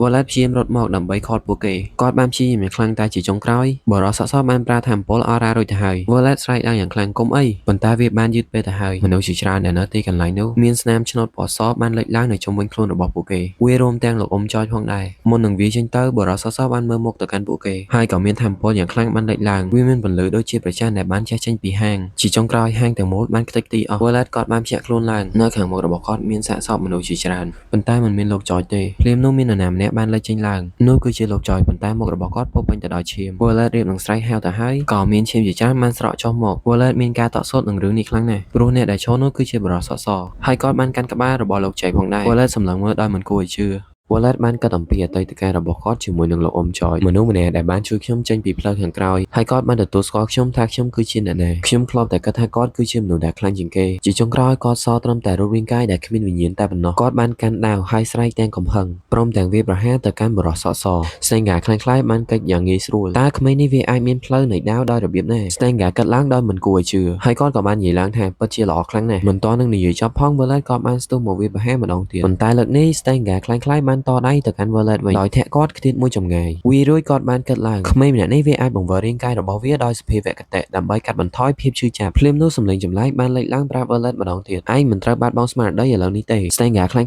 ងៗបានក្រឡេកមើល Violet ព្រមទាំងកាត់បន្ថែមទៀតថាទេពកោសលមួយនេះមិនអាចសម្លាប់ឥឡូវនេះបានទេហើយគាត់បានគិតទៅដល់ពេលដែលលោកអ៊ំចយបានវឹកហាត់ទៅកាន់គាត់រួចក៏ញញឹមឡើងហើយក៏និយាយទៅកាន់ Violet ក្មេងប្រុសដែលបានណែនាំទៅដល់យើងឯងត្រូវចាំថាខណៃទទួលសំណងដែលសមរម្យតែប៉ុណ្ណោះគាត់បានគប់សាច់ទៅកាន់ Violet ហើយបន្ថែមឈ្មោះពិតរបស់យើងគឺមិនមែន ស្តេងហ្គាទេអាយុពិតរបស់យើងក៏មិនមែន42ឆ្នាំដែរដោយសារតែឯងទទួលបានព័ត៌មានខុសដូច្នេះយើងនឹងប្រកល់សំណងឲ្យឯងវិញទោះជាយ៉ាងណាយើងនឹងយករបស់នេះទៅតាមខ្លួនហើយវាជាសំណងដ៏ល្អនិងសិទ្ធិរបស់អ្នកឈ្នះ Violet បានសម្លឹងមើលស្តេងហ្គាខ្លាំងៗទាំងកំហឹងប៉ុន្តែគេមិនបានខ្វាយខ្វល់អំពីគាត់ទេហើយក៏ដើរចេញព្រមទាំងបោះសម្ដីចុងក្រោយថាគិតអំពីជីវិតរបស់ឯងឥឡូវនេះទៅ Violet មិនអាចធ្វើអ្វីស្តេងហ្គាខ្លាំងៗបានទេប៉ុន្តែគាត់បានតទៅវិញចាំពីសម្ដីរបស់យើងទុកអាចចង្រៃយកថ្ងៃណាមួយយើងនឹងធ្វើឲ្យប្រកាសថាយើងនឹងសម្លាប់ឯងដោយដៃទាំងគូរបស់យើងក្រឡេកមកមើលពេលដែល Violet បានរត់ចេញពីហាងជាមួយនឹងមីណាមើលទៅកាន់ Violet ដូចជាមានរបួសខ្លាំងណាស់គាត់បានដើរបណ្ដាព្រមទាំងទប់មុខរបួសគាត់បណ្ដាភ្លាមនោះគាត់បានដួលចុះដោយមិនអាចទ្រាំទ្រទៅនឹងមុខរបួសគាត់បានសាច់រឿងបានកើតមកដល់ពេលដែល Stenger គាត់បានចាក់ចេញភ្លាមមើលទៅ Violet ទៅដូចជាគាត់បាក់ទឹកចិត្តខ្លាំងណាស់ Marcella បានព្យាយាមដាក់សតិទៅកាន់ Violet ក្រោកឡើងតើឯងចង់ស្លាប់នៅទីនេះឬ Violet គាត់បានអង្គុយនៅមួយកន្លែងដដែល Marcella ទ្រាំមិនបានក៏ទះ Violet មួយកំភ្លៀងព្រមទាំងនាងបាននិយាយបន្ថែមទៀតថា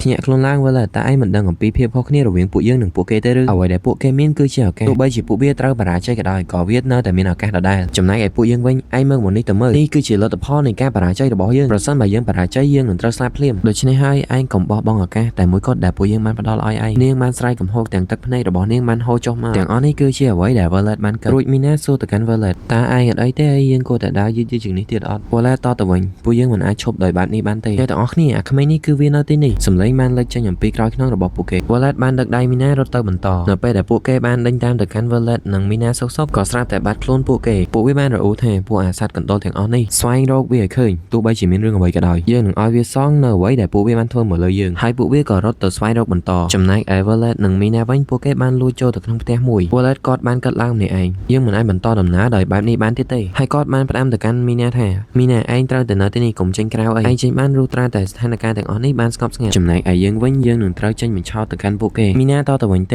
េយើងនឹងត្រូវទៅជាមួយនឹងគ្នាម៉ាសេឡានាងបានសន្យាហើយនាងនឹងជួយពួកយើងទៅកន្លែងដែលមានសុវត្ថិភាពមីណានៅតែប្រកែកនឹងរឿងនេះដោយឃើញមីណាមិនស្ដាប់ Violet បាននិយាយខ្លាំងៗទៅកាន់មីណាថាដើម្បីតែផលប្រយោជន៍ផ្ទាល់ខ្លួនរបស់ឯងមិនស្ដាប់យើងតតែសោះមើលមកយើងទៅមើលតើយើងអាចជួយឯងបានដោយរបៀបណាមីណានិយាយមិនចង់ចេញប៉ុន្តែមានសម្លេងចម្លែកមួយបានលេចឡើងមីណាទាញកាំបិតគៀននោះយកមកការពារខ្លួនសម្លេងនោះគឺជាលោកអងឈាមដាវដែលពួកគេបានស្ដីឲ្យដើមរឿងគាត់បាននិយាយឡើងដោយឆ្ងល់ហេតុអីបានជាពួកឯងមកនៅក្នុងផ្ទះរបស់យើងមីណាមិនតបទេប៉ុន្តែនាងបានលើកកូនកាំបិតដើម្បីគំរាមទៅកាន់លោកតាចាស់បានសួរទៅកាន់មីណាថាតើឯងមានបញ្ហាអ្វីណាមីណាបានស្រែកទាំងកំហុកថាខ្ញុំបានប្រាប់លោកតាចាស់ឯងថាកុំកម្រើកប្រសិនបើជាលោកតាចាស់មកចិត្តនេះខ្ញុំនឹងចាក់ហើយលោកតាមើលមុខទៅកាន់ Violet បន្តិចឃើញបែបនេះលោកតាចាស់បាននិយាយឡើងថាមីណាឯងគួរតែដាក់កូនកាំបិតចុះសិនទៅព្រាមនោះនាងបានខំថ្មិញបន្តិចរួចនិយាយឡើងថាប្រកលដាវមួយនោះចេញមកដាវដែលបានជួនៅជញ្ជាំងនោះពួកយើងមិនមានសុវត្ថិភាពទេដែលចេញក្រៅក្រុងដោយគ្មានអាវុធខ្ញុំមិនបានលេងសើចទេដូច្នេះឲ្យវាមកខ្ញុំមកលោកតាចាស់ភាំងរួចសួរឡើងថាតើវាមានរឿងអ្វីកើតឡើង Violet បានព្យាយាមឲ្យមីណាសម្រួលអារម្មណ៍គាត់បាននិយាយឡើងថាមីណាឯងគួរតែដាក់កូនកាំបិតចុះសិនទៅលោកតាចាស់គិតក្នុងចិត្តថានេះគឺជាសារធាតុពិតរបស់អ្នកដែលនៅក្នុងទីក្រុងនេះគឺជាធម្មជាតិរបស់ពួកគេនៅក្នុងការលួចដើម្បីរស់ដូច្នេះវាបានជះឥទ្ធិពលមកដល់ក្មេងស្រីនេះហើយគាត់រួចគាត់បាននិយាយឡើងតើវាពិបាកប៉ុណ្ណានិយាយមិនទាន់ចប់ផងមីណាបានកាន់កូនកាំបិតយ៉ាងណាដូចនឹងបំរុងវាផានទៅកាន់លោកអ៊ំភ្លាមនោះ Violet បានស្រែកខត់នេះលោកអ៊ំបិទភ្នែកទទួលយកការពិតដោយគិតថាមីណាចាក់ទៅកាន់គាត់តែកូនកាំបិតនោះបានបែរទៅកាត់សក់របស់នាងទៅវិញជាមួយនឹងរឿងនេះលោកអ៊ំមានការភាំងទៅលើនាងជាខ្លាំងខ្ញុំដឹងថារឿងទាំងអស់នេះវាមិនគ្រប់គ្រាន់ទេប៉ុន្តែខ្ញុំនឹងសងអ្នកទៅវិញនៅពេលដែលពេលវេលាមកដល់ដូច្នេះហើយខ្ញុំសូមអង្វរឲ្យ Violet នៅដាវមួយនោះទៅលោកអ៊ំងាកសួរទៅ Violet តើឯងនឹងត្រូវចាក់ចេញមែនទេ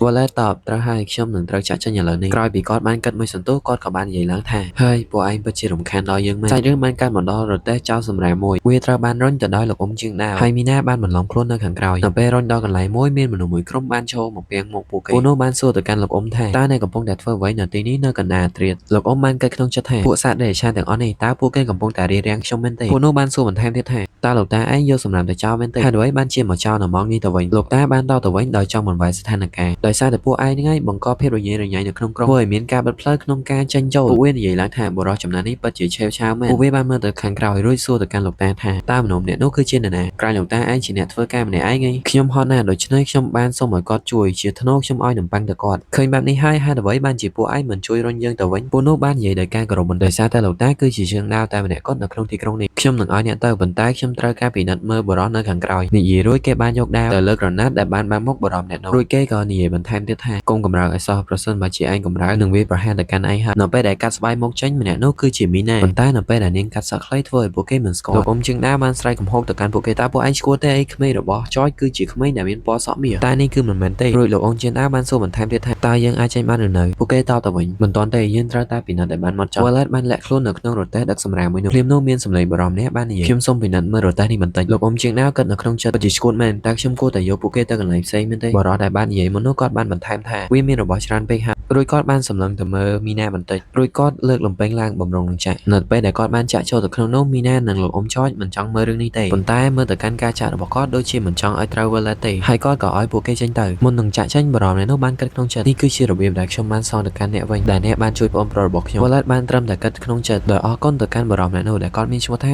Arthur នៅពេលដែលពួកគេបានធ្វើដំណើរមកដល់កន្លែងចាក់សម្រាមមីណាបាននិយាយលាទៅកាន់ Violet ទាំងទឹកភ្នែកលាឲ្យណា Violet ថារក្សាសុខភាពរបស់ឯងផងហើយក៏ចាក់សម្រាមទាំងអស់នោះចូលទៅក្នុង កន្លែងដាក់សម្រាមដែលនៅខាងក្រៅទីក្រុង Wallet បានខ្ទាតចេញអំពីសម្រាមទាំងអស់នោះការចាប់ផ្ដើមដែលក្មេងប្រុសអោយកសោបយ៉ាងណែនបានខ្លាចជាសុបិនរបស់បុរសចំណេះម្នាក់នេះនាំមកនៅទឹកភ្នែករបស់ក្មេងស្រីម្នាក់ផ្ដើមនៅសារៀងមក Wallet ក៏បានសំណឹងមើលដាវដែលគាត់ទទួលបានព្រមទាំងគិតអំពីរឿងមួយចំនួនហើយគាត់ក៏បាននិយាយឡើងតើឯងអាចស្ដាប់ឮយើងដែរឬទេហើយសំឡេងចម្លែកដែលគាត់បានឮជារឿងរាល់ដងក៏ឮឡើងម្ដងទៀតពិតប្រាកដហើយយើងគឺអាចស្ដាប់ឯងឮរួច Wallet បានបន្ថែមទៀតថាតើឯងគឺជានរណាសំឡេងចម្លែកបានតទៅវិញខ្ញុំមិនដឹងអ្វីទាំងអស់ដូច្នេះឯងចង់និយាយថាឯងបានផ្ដល់កន្លឹះជាច្រើនមកដល់ខ្ញុំអំពីស្នេហ៍កូនដាវប៉ុន្តែឯងមិនដឹងថាខ្លួនឯងគឺជានរណាទៅវិញឥឡូវនេះយើងមិនខ្វល់អំពីរឿងនេះទេឯងត្រូវតែជួយយើងហើយយើងនឹងជួយឯងវិញឯងគ្រាន់តែខ្លាចទៅជាដាវរបស់យើងហើយយើងនឹងខ្លាចទៅជាការចងចាំដ៏ល្អរបស់ឯងប្រសិនបើឯងគឺជាអរិយយើងក៏នៅតែជួយឯងដែររួច Wallet បានគិតអំពី Stenger ខ្លាំងៗដែលជាឧបសគ្គដ៏ធំរបស់គាត់ហើយគាត់បាននិយាយឡើងថាហេតុអ្វីបានជាខ្ញុំមិនចេះអ្វីសោះសំឡេងចម្លែកបាននិយាយទៅកាន់ Wallet ថាយើងនឹងមករៀនឯងអំពីថាមពលអរ៉ែរួចមានស្រមោលកាន់ដាវមួយដែលបាននៅខាងក្រោយ Wallet ប៉ុន្តែសាច់រឿងបានកាន់មកដល់មន្ទីរទាហានវាគឺនៅក្នុងតំបន់ធ្លាក់ព្រឹកនិងមានតុងផ្លាកសញ្ញាដែលបានសម្គាល់កន្លែងពួកគេភ្លាមនោះមានដៃបរមម្នាក់បានកាន់ទៅលើកូនអុកមួយគាត់បាននិយាយឡើងវាកំពុងតែដំណើរការទៅបានដោយរលូនបរមម្នាក់នោះគឺជាកូនប្រុសទី2នៃគ្រួសារ Bayezid គាត់មានឈ្មោះថា Joseph Bayezid ហើយគាត់បាននិយាយឡើងម្នាក់ឯងវាពិតជារលូនពេកហើយរួចមានបរិសុទ្ធចំណាស់ម្នាក់បានចូលជួបគាត់បរមម្នាក់នោះមានឈ្មោះថា Sayer គាត់បានសួរទៅកាន់ Joseph ថាតើវាមានអ្វីរំខានដល់អ្នកមែនទេ Joseph តបទៅវិញមិនមានទេប៉ុន្តែខ្ញុំឆ្ងល់ថាហេតុអ្វីបានជាគម្រោងការរបស់យើងរលូនយ៉ាងនេះ Sayer បានតបមែនហើយការសម្លាប់គឺកំពុងតែដំណើរការទៅតាមក្រុមការប៉ុន្តែមានមនុស្សតិចតួចស្លាប់និងរបួសតែប៉ុណ្ណោះពួកគេទាំងអស់នោះសុទ្ធសឹងតែជាទាហានស៊ីឈ្នួល Joseph សួរតើអាចនឹងមានទាហានបាត់ខ្លួនដែរឬទេហើយលទ្ធផ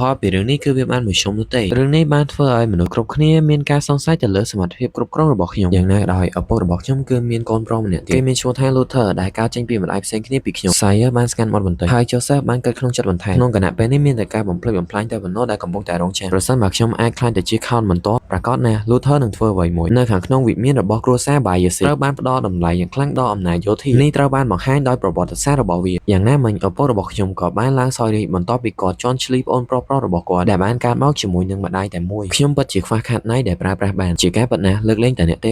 Sayer បាននិយាយលោកចាស់ខ្ញុំមានរឿងមួយត្រូវរាយការណ៍ទាក់ទងទៅនឹងបញ្ហាមួយនោះពួកយើងបានរកឃើញទាហានស៊ីឈ្នួលដ៏គួរឲ្យសង្ស័យម្នាក់ Joseph សួរតែគេគឺជាចារកម្មដែលបានបញ្ជូនមកដោយប្អូនប្រុសរបស់ខ្ញុំមែនទេ Sayer បានតបទៅវិញថាខ្ញុំគិតថាគាត់មិនទាក់ទងទៅនឹងរឿងនេះទេលោកម្ចាស់គាត់តែឃើញវាផ្ទាល់ភ្នែកដើម្បីយល់អ្វីដែល Sayer បាននិយាយគឺជា Goblin ដែលត្រូវបានគេសម្លាប់ Joseph គាត់បានលោឡើងវាពិតជាស្អុយខ្លាំងណាស់បើមើលទៅតាមមុខរបួសទៅពួកគេដូចជាក្មេងដែលទើបតែកាន់ដាវអញ្ចឹង Sayer បានឲ្យ Joseph មើលទៅកន្លែងមួយ Joseph និយាយអូអាមួយនេះគឺវាប្រសើរជាងមុនបន្តិចមួយនេះក៏ប្រសើរជាងដែរប៉ុន្តែពួកគេនៅតែមានលក្ខណៈមធ្យមដដែលគាត់បានភាំងទៅលើរឿងមួយទោះបីជាយ៉ាងណាក៏ដោយវាមានអ្វីខុសហើយប្រហែលជាវាគ្រាន់តែជាមនុស្សម្នាក់គាត់ដែលបានធ្វើរឿងទាំងអស់នេះ Sayer បានតបត្រឹមត្រូវហើយលោកម្ចាស់សាកសពទាំងអស់នេះគឺត្រូវបានដឹកមកកាលពីម្សិលមិញ Joseph មានការភាំងទៅលើរឿងនេះជាខ្លាំងបើមើលទៅស្នាមដាវទាំងអស់នេះទៅវាហាក់បីដូចជារឿងទាំងអស់នេះត្រូវបានបង្កឡើងដោយមនុស្សតែម្នាក់គាត់បានងាកទៅក្រោយសួរ Sayer ថាតើមនុស្សម្នាក់នោះគឺជានរណាតែរឿងបានបង្វែរមកដល់កន្លែងដែលគេប្រយុទ្ធគ្នាវិញមានឈាមជាច្រើនបានខ្ទាតចេញអំពីរូបរាងកាយរបស់ Goblin ត្រូវបានបង្កឡើងដោយតោរបស់ Joseph ពេលនោះមានបរិមម្នាក់បានស្រែកឡើងពួកយើងព័ទ្ធចាប់វាកុំឲ្យពួកវារត់គេចពីទីនេះហើយមានបរិមម្នាក់បាននិយាយដោយភ្លេចខ្លួនថាចូលពួកយើងមិនចប់រឿងនៅទីនេះឲ្យអស់ចំណែកឯមនុស្សនៅខាងក្រោយមើលទៅកាន់ពួកគេដូចជាភ័យរឿងមួយវាគឺជាអកដែលនៅក្រោយបរិមដែលកំពុងតែនិយាយវាលើកដំបងឡើងវាទៅកាន់បរិមម្នាក់នោះយ៉ាងខ្លាំងហើយវាបានធ្វើឲ្យមានបន្ទុះមួយយ៉ាងខ្លាំងធ្វើឲ្យបរិមម្នាក់នោះបានតបាក់លុយទៅរឿងនេះមិនទាន់បញ្ចប់ទេអកមួយនោះបានស្រែកក្រហមឡើងរួចស្ទុះវាបរហាទៅកាន់ពួកគេវាបានវាមួយដំប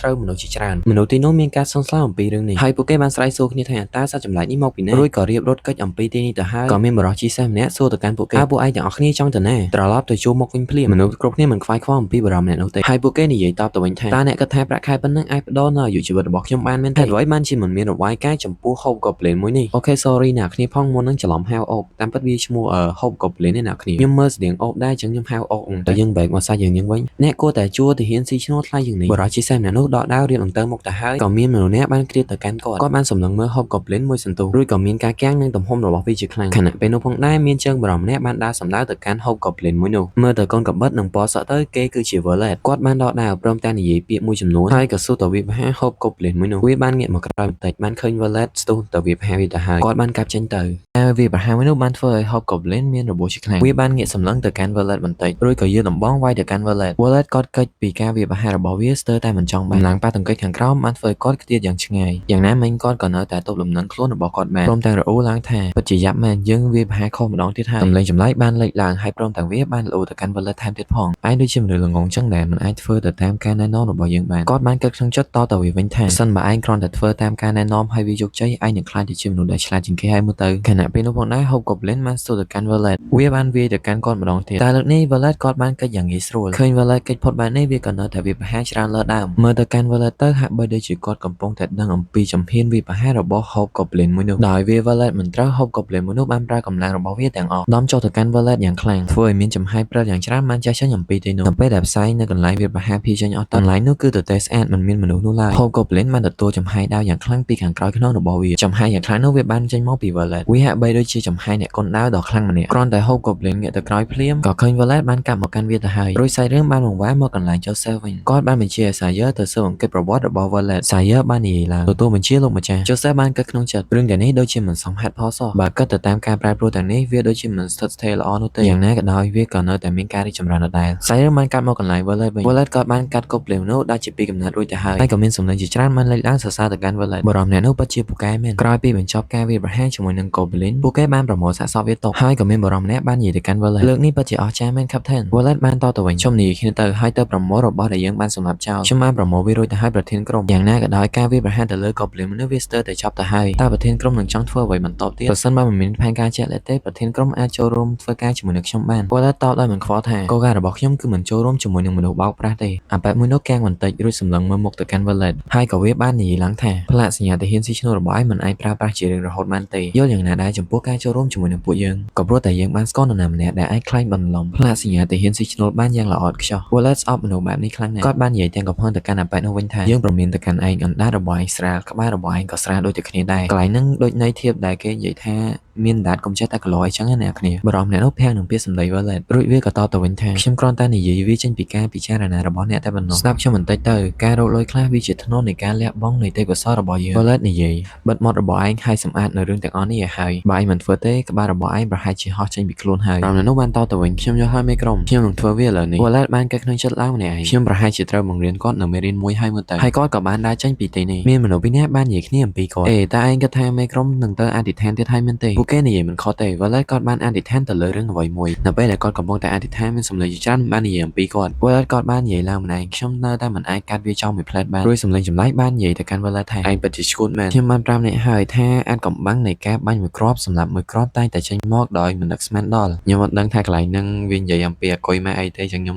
តទៅមុខទៀត Violet គាត់បាននិយាយទៅវិញតើឯងប្រកាសអំពីរឿងនេះទេសម្លេងចម្លែកបានតបប្រសិនជាឯងលើកដើរឡើងហើយភៀងខ្លួនបន្តិចរួចស្ទុះទៅវាប្រហារទៅកាន់គូប្រកួតរបស់ឯងវានឹងត្រូវការភ្លាមបន្ទាប់មកអ្នកត្រូវការវាប្រហារនឹងផ្លាស់ទីឲ្យដូចទៅនឹងលបឿនសម្លេង Violet និយាយតើខ្ញុំអាចយល់វាបានដោយរបៀបណាហ្នឹងហើយសូម្បីខ្ញុំក៏អត់យល់ដែរសម្លេងចម្លែកហ្នឹងពេលវានិយាយមកម្ដងខ្ញុំត្រូវការប្រើ ChatGPT ដើម្បីជួយអ្នកគ្នាវិញ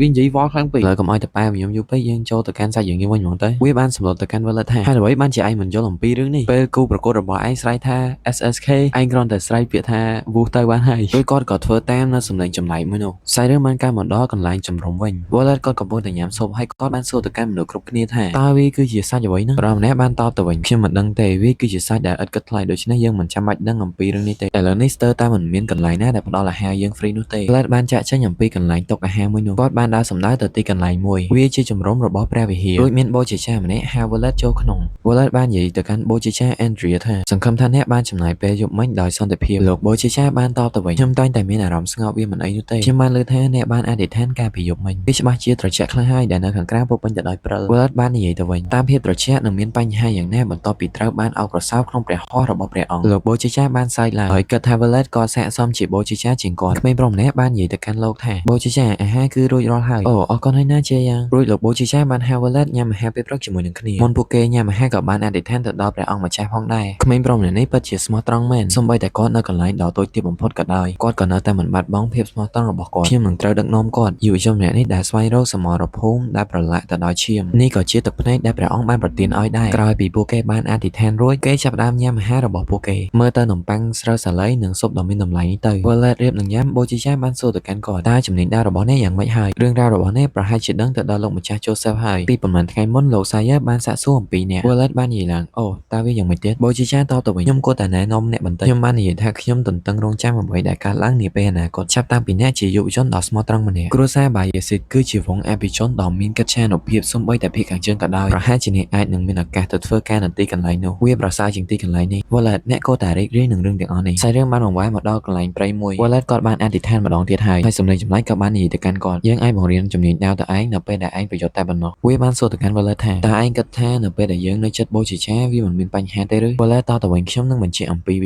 ាសម្លេងចម្លែកបន្ថែមតើឯងមិនប្រកាសទេថាខ្ញុំមិនមែនជាអតិភិបអាក្រក់ Wallet តបគេនិយាយថាបូជាចា Andrea មានកេរ្តិ៍ឈ្មោះយ៉ាងល្អនិងមានឫទ្ធិនុភាពខ្លាំងដែលឥឡូវត្រូវបានណែនាំសម្រាប់តំណែង B-Swarm ដោយសារតែខ្ញុំមិនត្រូវបានចាប់បានដោយអ្វីសោះវាច្បាស់ណាស់គាត់ប្រកាសជាមិនដឹងអំពីរឿងនេះទេប៉ុន្តែមុននេះតើខ្ញុំគួរតែរត់ទេតើអ្នកមិនគិតទេថាកម្រិតទេពកោសល្យរបស់អ្នកគឺខ្ពស់ខ្លាំងពេកពួកគេអាចបិទភ្នែកម្ខាងបើកភ្នែកម្ខាងមើលអត្តសញ្ញាណคล้ายៗរបស់អ្នកប្រសិនបើពួកគេសួរខ្ញុំអំពីរឿងនេះរឿងនោះពួកគេប្រហែលជាអាចនឹងដឹងថាខ្ញុំបានសម្លាប់ទាហានស៊ីឈ្នួលម្នាក់ដែលបានលួចចេញលេងចម្លែកនិយាយដូចទៅកាន់ Wallet ថាឯងពិតជាខូខើមែនឯងក៏ជាអ្នកសំគំនិតទៅក្នុងរឿងនេះដែរសម្លេងចម្លែកតបទៅវិញខ្ញុំគិតថាវាល្អប្រសិនបើជាអ្នករត់ចេញឥឡូវនេះវាអាចត្រូវបានទទួលស្គាល់ជាការការពារខ្លួនលុះត្រាតែមានសាក្សីតែប៉ុណ្ណោះ Wallet និយាយគាត់ចង់ធ្វើអត្តសញ្ញាណคล้ายៗរបស់គាត់លេងចម្លែកនិយាយខ្ញុំគិតថាវានឹងពិបាករត់គេចខ្លួន Wallet សួរតើហេតុអ្វីសម្លេងចម្លែកបាននិយាយទៅកាន់គាត់ថាមានអ្វីមួយកំពុងតែខិតជិតមកពីខាងក្រោយឯងនោះគឺជា Saya Wallet បានដកដាវដើម្បីផ្ចង់ទៅកាន់ Saya បានគិតឡើងក្នុងចិត្តតើគាត់អាចដឹងពីវត្តមានរបស់ខ្ញុំបានដោយរបៀបណាមើលទៅហាក់បីដូចជាគាត់មានប្រយោជន៍ជាងអ្វីដែលខ្ញុំបានគិតរួចក៏គាត់និយាយឡើងលោកម្ចាស់តូច Joseph ចង់ជួបឯងគិតក្នុងចិត្តដោយភ័យខ្លាច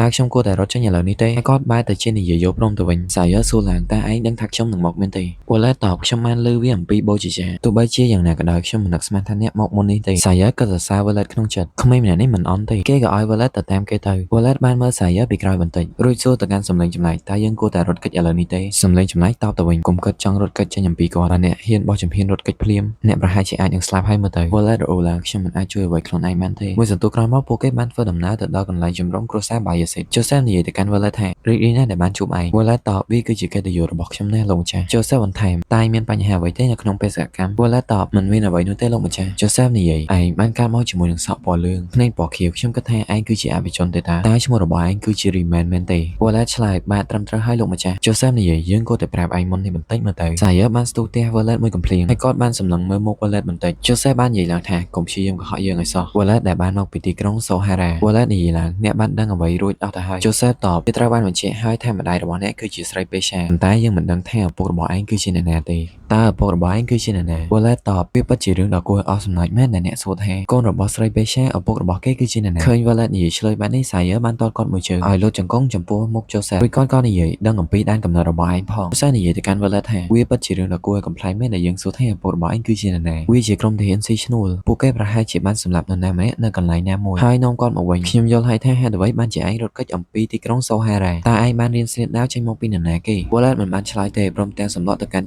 Joseph និយាយឡើងម្ដងទៀតមានរឿងលាក់ទុកច្រើនណាស់នៅក្នុងការភ្នែកមួយនេះ Saya រៀបសម្លាប់ទៅកាន់ Wallet ទៅហើយគាត់បានខំថ្មីបន្តិចរួចនិយាយឡើងជំហានដូចភ្នែកបន្ទោលវាគឺជាគ្រូដែលបានបាត់ខ្លួនដូចខ្យល់គាត់មិនបានបង្ហាញឈ្មោះទេប៉ុន្តែគាត់តែងតែមានប្រសាសន៍បែបនេះវាគឺជាចក្ខុវិស័យនៃភាពស្ទាត់ជំនាញតែមួយគត់ដែលមិនគួរត្រូវបង្ហាញដោយនរណាម្នាក់ឡើយ Joseph កាត់ឡើងមើលទៅទឹកមុខរបស់គាត់ដូចជាមិនមែនមនុស្សរវល់រវីទេហើយគាត់បាននិយាយឡើងថាខ្ញុំសូមទោសផងដែលប្រព្រឹត្តចំពោះអ្នកមិនបានល្អ Wallet កាត់ឡើងដោយមិនគួរជឿថាតើវាដំណើរការមែនទេ Joseph និយាយខ្ញុំមិនបានដឹងអំពីឯងទេប៉ុន្តែខ្ញុំកំពុងតែស្ថិតនៅក្នុងស្ថានភាពដែលពិបាក Wallet នៃទីក្រុង Sohara តើឯងមិនចង់ដំឡើងឋានៈរបស់ឯងឲ្យខ្ពស់ជាងនេះទេឬ Wallet តើឯងចង់ចូលរួមជាមួយនឹងយើងទេយើងមានឈ្មោះថា Joseph Bayezid ចង់គ្រប់គ្រងទៅកាន់ឯងរឿងបានកើតមកពេលដើរពីដើមបានប៉ះទង្គិចគ្នាវាគឺជា Saya និង Wallet ក៏បានត្រឹមតែរងការវាយប្រហាររបស់ Saya តែប៉ុណ្ណោះមនុស្សគ្រប់គ្នាបាននិយាយឡើង Wallet ក៏បានទប់ស្កាត់យ៉ាងល្អប៉ុន្តែ Saya មើលទៅកាន់គាត់ដូចជាខ្លាំងពេកហើយពួកគេក៏និយាយបន្ថែមទៀតតើ Wallet ក៏បានខ្លាចទៅជា Sir របស់ Saya ហើយមែនទេគាត់បានយាដាវព្រមទាំងវាយប្រហារទៅកាន់ Wallet បានទប់ការវាយប្រហារនោះយ៉ាងលំបាក Saya វាយប្រហារបណ្ដាលល្អទៅកាន់ Wallet បណ្ដាអីបានជាឯងហ៊ានធ្វើបែបនេះទៅកាន់ Joseph ឯងពិតជាមិនស្គាល់កន្លែងរបស់ឯងមែនរួចក៏បន្ថែមការវាយប្រហារយ៉ាងខ្លាំងទៅកាន់ Wallet លើកនេះ Wallet ពិបាកទប់ទល់ខ្លាំងណាស់ Saya បានកាប់ឡើងយ៉ាងខ្លាំងតែ Wallet នៅតែអាច counter attack របស់ Saya បានគាត់បានបង្វែរការវាយប្រហារនោះចេញហើយបានលើកដាវឡើងកាត់ទៅកាន់ Saya ប៉ុន្តែ Saya មិនអោយការវាយប្រហារនោះត្រូវខ្លួនគាត់ទេទាហានស៊ីឈ្នួលបានសរសើរនៅការវាយប្រហារមួយនេះ Saya សួរទៅកាន់ Wallet តើឯងធ្វើបានតែប៉ុណ្្នឹងទេ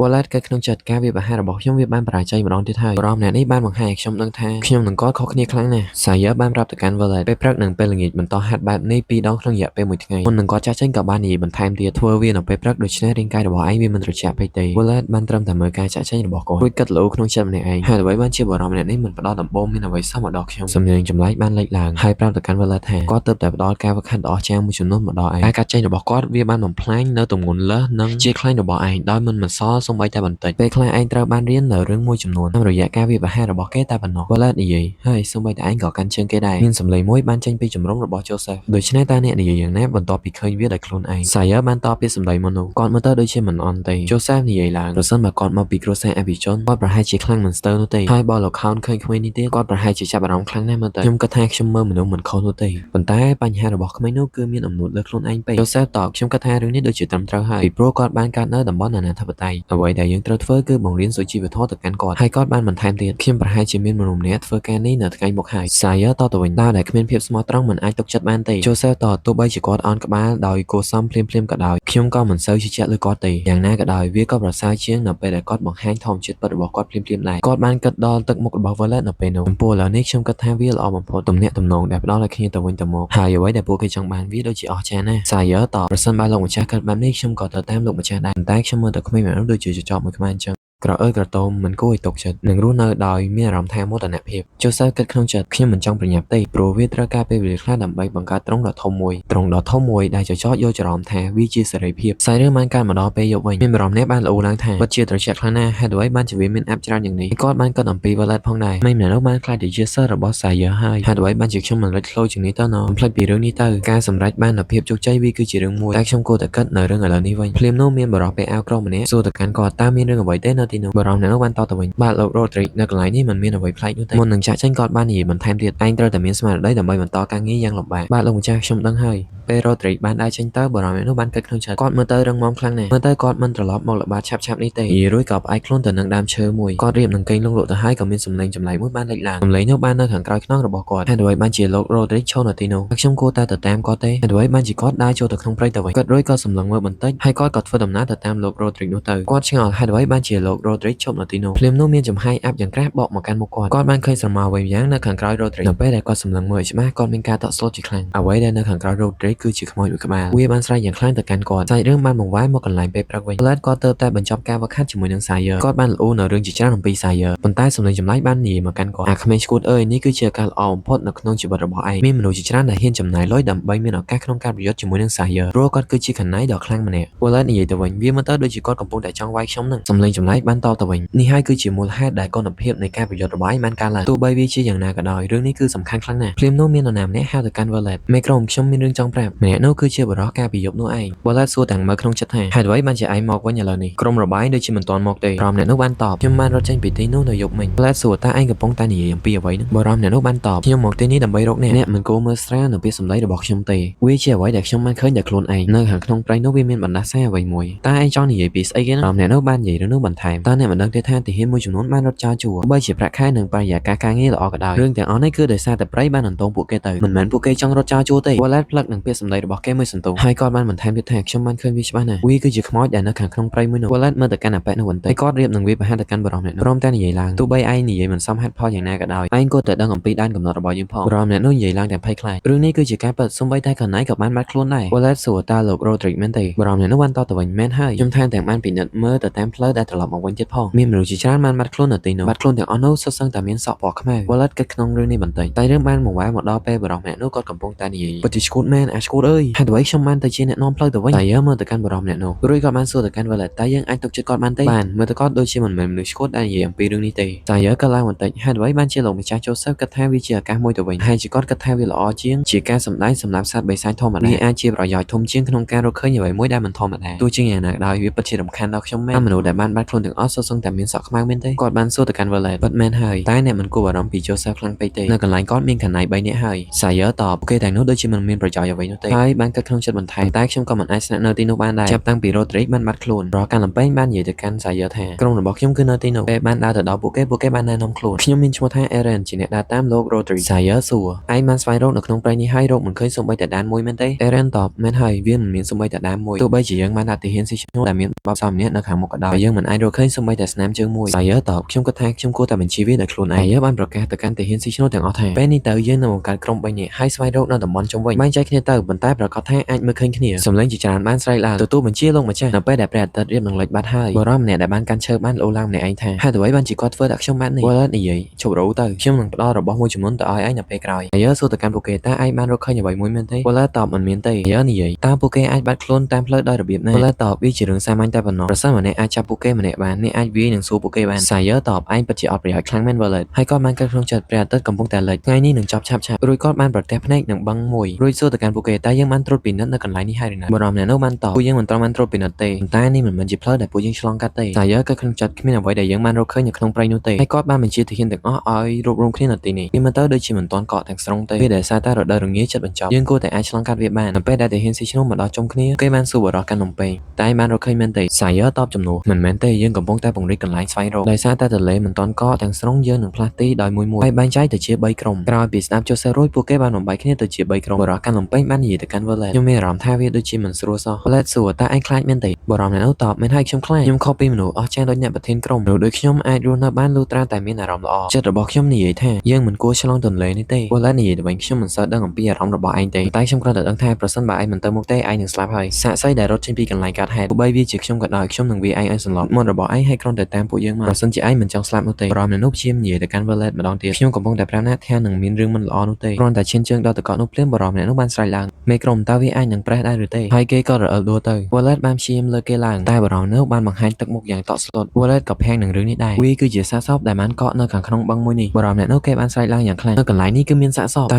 ែវាបានហូបពេលទៅហើយដោយសាកសពទាំងអស់នោះបានព្យាយាមឡើងមកលើរឿងនេះបានធ្វើឲ្យពួកគេភ័យសន្ស្លោទឹកកកនៅខាងក្រោមជើងរបស់ពួកយើងវារៀបនឹងប្រេះបែកហើយមានបន្ទូជាច្រើនបានចេញមកពីខាងក្រោមទឹកកកនោះគឺជាដៃសាកសពដែលព្យាយាមតង់ខ្លួនឡើងនៅពេលដែលពួកវាបានឡើងមកខាងលើព្រះអាទិត្យក៏រៀបនឹងលិចផុតទៅដែរហ៊ានស៊ីឈ្នួលបានប្រមូលផ្ដុំគ្នាជាក្រុមហើយអានដែលទាំងអស់នោះបានព័ទ្ធជុំវិញពួកគេបានស្រែកសួរទៅកាន់ Sayer ថាតើពួកយើងនឹងត្រូវធ្វើអ្វី Sayer ក៏ឡើងម្នាក់ឯងចង្រៃយោនេះគឺជាអន្ទាក់វាជាអន្ទាក់ដែលបានរៀបចំយ៉ាងប្រុងប្រយ័ត្នវាហាក់បីដូចជាពួកគេកំពុងតែដឹងថាយើងនឹងមកទីនេះ Sayer នៅតែភាំងនឹងរឿងនេះតើអ្នកណាគេជាអ្នកដាក់អន្ទាក់យប់នឹងភាពងងឹតធ្វើឲ្យអានដែលទាំងអស់នេះអាចចេញមកបានពួកវាទាំងអស់នោះបានសម្រុកចូលមកកាន់ទាហានស៊ីឈ្នួល Sayer បានបង្វែរមកជំរុំបូជាចាវិញរកបូជាចាកំពុងតែអធិដ្ឋានទៅដល់ព្រះអង្គម្ចាស់នៅពេលដែលកំពុងតែអធិដ្ឋានសុកបូជាចាបានឈប់ធ្វើឲ្យក្មេងគេនោះបានឆ្ងល់គាត់បានដាស់ទៅកាន់បូជាចាបន្តិចតែបូជាចាមិនខ្វល់ទេគាត់បែរទៅជាសម្លឹងមើលទឹកនៅក្នុងចានទៅវិញហើយនិយាយឡើងអោព្រះអង្គម្ចាស់របស់ខ្ញុំអើយ Sayer បានកាត់មកដល់ក្រៅជំរំវិញវាមានអភិមកជាច្រើនហើយមានជើងមួយបានលេចឡើងស្របទៅនឹងពាក្យសម្ដីដ៏គួរឲ្យខ្លាចកូនប្រុសរបស់យើងតើកូនប្រុសរបស់យើងនៅទីណាសម្លេងចម្លែកនោះគឺជាខ្មោចដ៏គួរឲ្យខ្លាចមួយតែ Sayer បានបង្វែរមកកន្លែងវាយគ្នាវិញបរិះកាន់លំពេងរៀបនឹងត្រូវការវាបហាររបស់ Undead ហើយមានស្នាមដាវត្រូវបានពុះចំពាក់កណ្ដាលក្បាលរបស់វាអ្នកដែលវាប្រហារយ៉ាងខ្លាំងនោះគឺជា Wallet ក្រោយពីជួយបរិះអ្នកនោះរួចក៏មាន Undead ជាច្រើនសម្រុកមកកាន់គាត់ Wallet បានយាដាវរៀបនឹងកាប់ទៅកាន់ Undead ទាំងអស់នោះពេលដែលគាត់កាប់ចេញទៅមានការវាប្រហារជាច្រើនបានលេចឡើងចំពោះមុខ Undead ទាំងអស់នោះហើយសាកសពដែលបានកាត់ធ្វើឲ្យបរិះកាន់លំពេងភ័យខ្លាច Wallet បាននិយាយទៅកាន់គេថាក្រោកឡើងអាឈួតអើយកាន់លំពេញរបស់ឯងហើយវាប្រហារទៅកាន់ពួកវាទៅសម្លេងចម្លែកបាននិយាយឡើងដើម្បីកុំឲ្យ Wallet ភ័យខ្លាចកុំភ័យសន្ស្លោអីរកគោលដៅមួយហើយព្យាយាមរត់គេចទៅ Wallet បានមើលទៅកាន់ Undead ទាំងអស់នោះព្រមទាំងការវាប្រហាររបស់ Sayer គាត់បានកាប់នៅ Undead ទាំងអស់នោះយ៉ាងងាយស្រួលប៉ុន្តែគាត់នៅតែគិតបារម្ភដល់អ្នកក្រៅបង្គាប់របស់គាត់ពួកគេត្រូវបាន Undead ខំជាច្រើនអ្នក Sayer ខំមាត់ទាំងខឹងសម្បាហើយគាត់ក៏ស្ទុះកាន់ដាវឡើងសម្រុកទៅកាន់ Undead ទាំងអស់នោះមុននឹងចេញទៅគាត់បានប្រើប្រាស់នៅថាមពល Aura របស់គាត់ហើយគាត់បានប្រឈមមុខនឹង Undead ជាច្រើនប៉ុន្តែគាត់នៅតែយាដាវរៀបនឹងកាប់ពួកវាគាត់បានប្រើប្រាស់ថាមពល Aura កាប់ចេញទៅកាន់ Undead ទាំងអស់នោះវាបង្កើតឲ្យមានស្នាមឆ្នូតជាច្រើននៅលើរាងកាយ Undead រួចពួកវាក៏បានដាច់ខ្លួនទៅជាកំណាត់រឿងទាំងអស់នេះបានបង្កើនស្មារតីយ៉ាងខ្លាំងទៅដល់ទាហានស៊ីឈ្នួល Sayer ក៏នៅតែបន្តសម្លាប់ Undead ជាហូរហែភ្លាមនោះក៏បានស្រែកឡើង Wallet នៃ Zohara បំពេញនៅកិច្ចសន្យារបស់ឯង Wallet ងាកមើលទៅកាន់គាត់រួចសួរឡើងថាតើខ្ញុំនឹងត្រូវធ្វើអ្វីឥឡូវនេះឯងក៏តែដកថយទៅជំរំរបស់លោកម្ចាស់ Joseph វិញហើយចាំពួកយើងនៅទីនោះទៅហើយឯងក៏ត្រូវតែការពារលោកម្ចាស់ Joseph ដែរ Wallet តបយកព្រមខ្ញុំនឹងធ្វើទៅតាមកិច្ចសន្យារួចគាត់ក៏ដកថយចេញពីទីនេះទៅ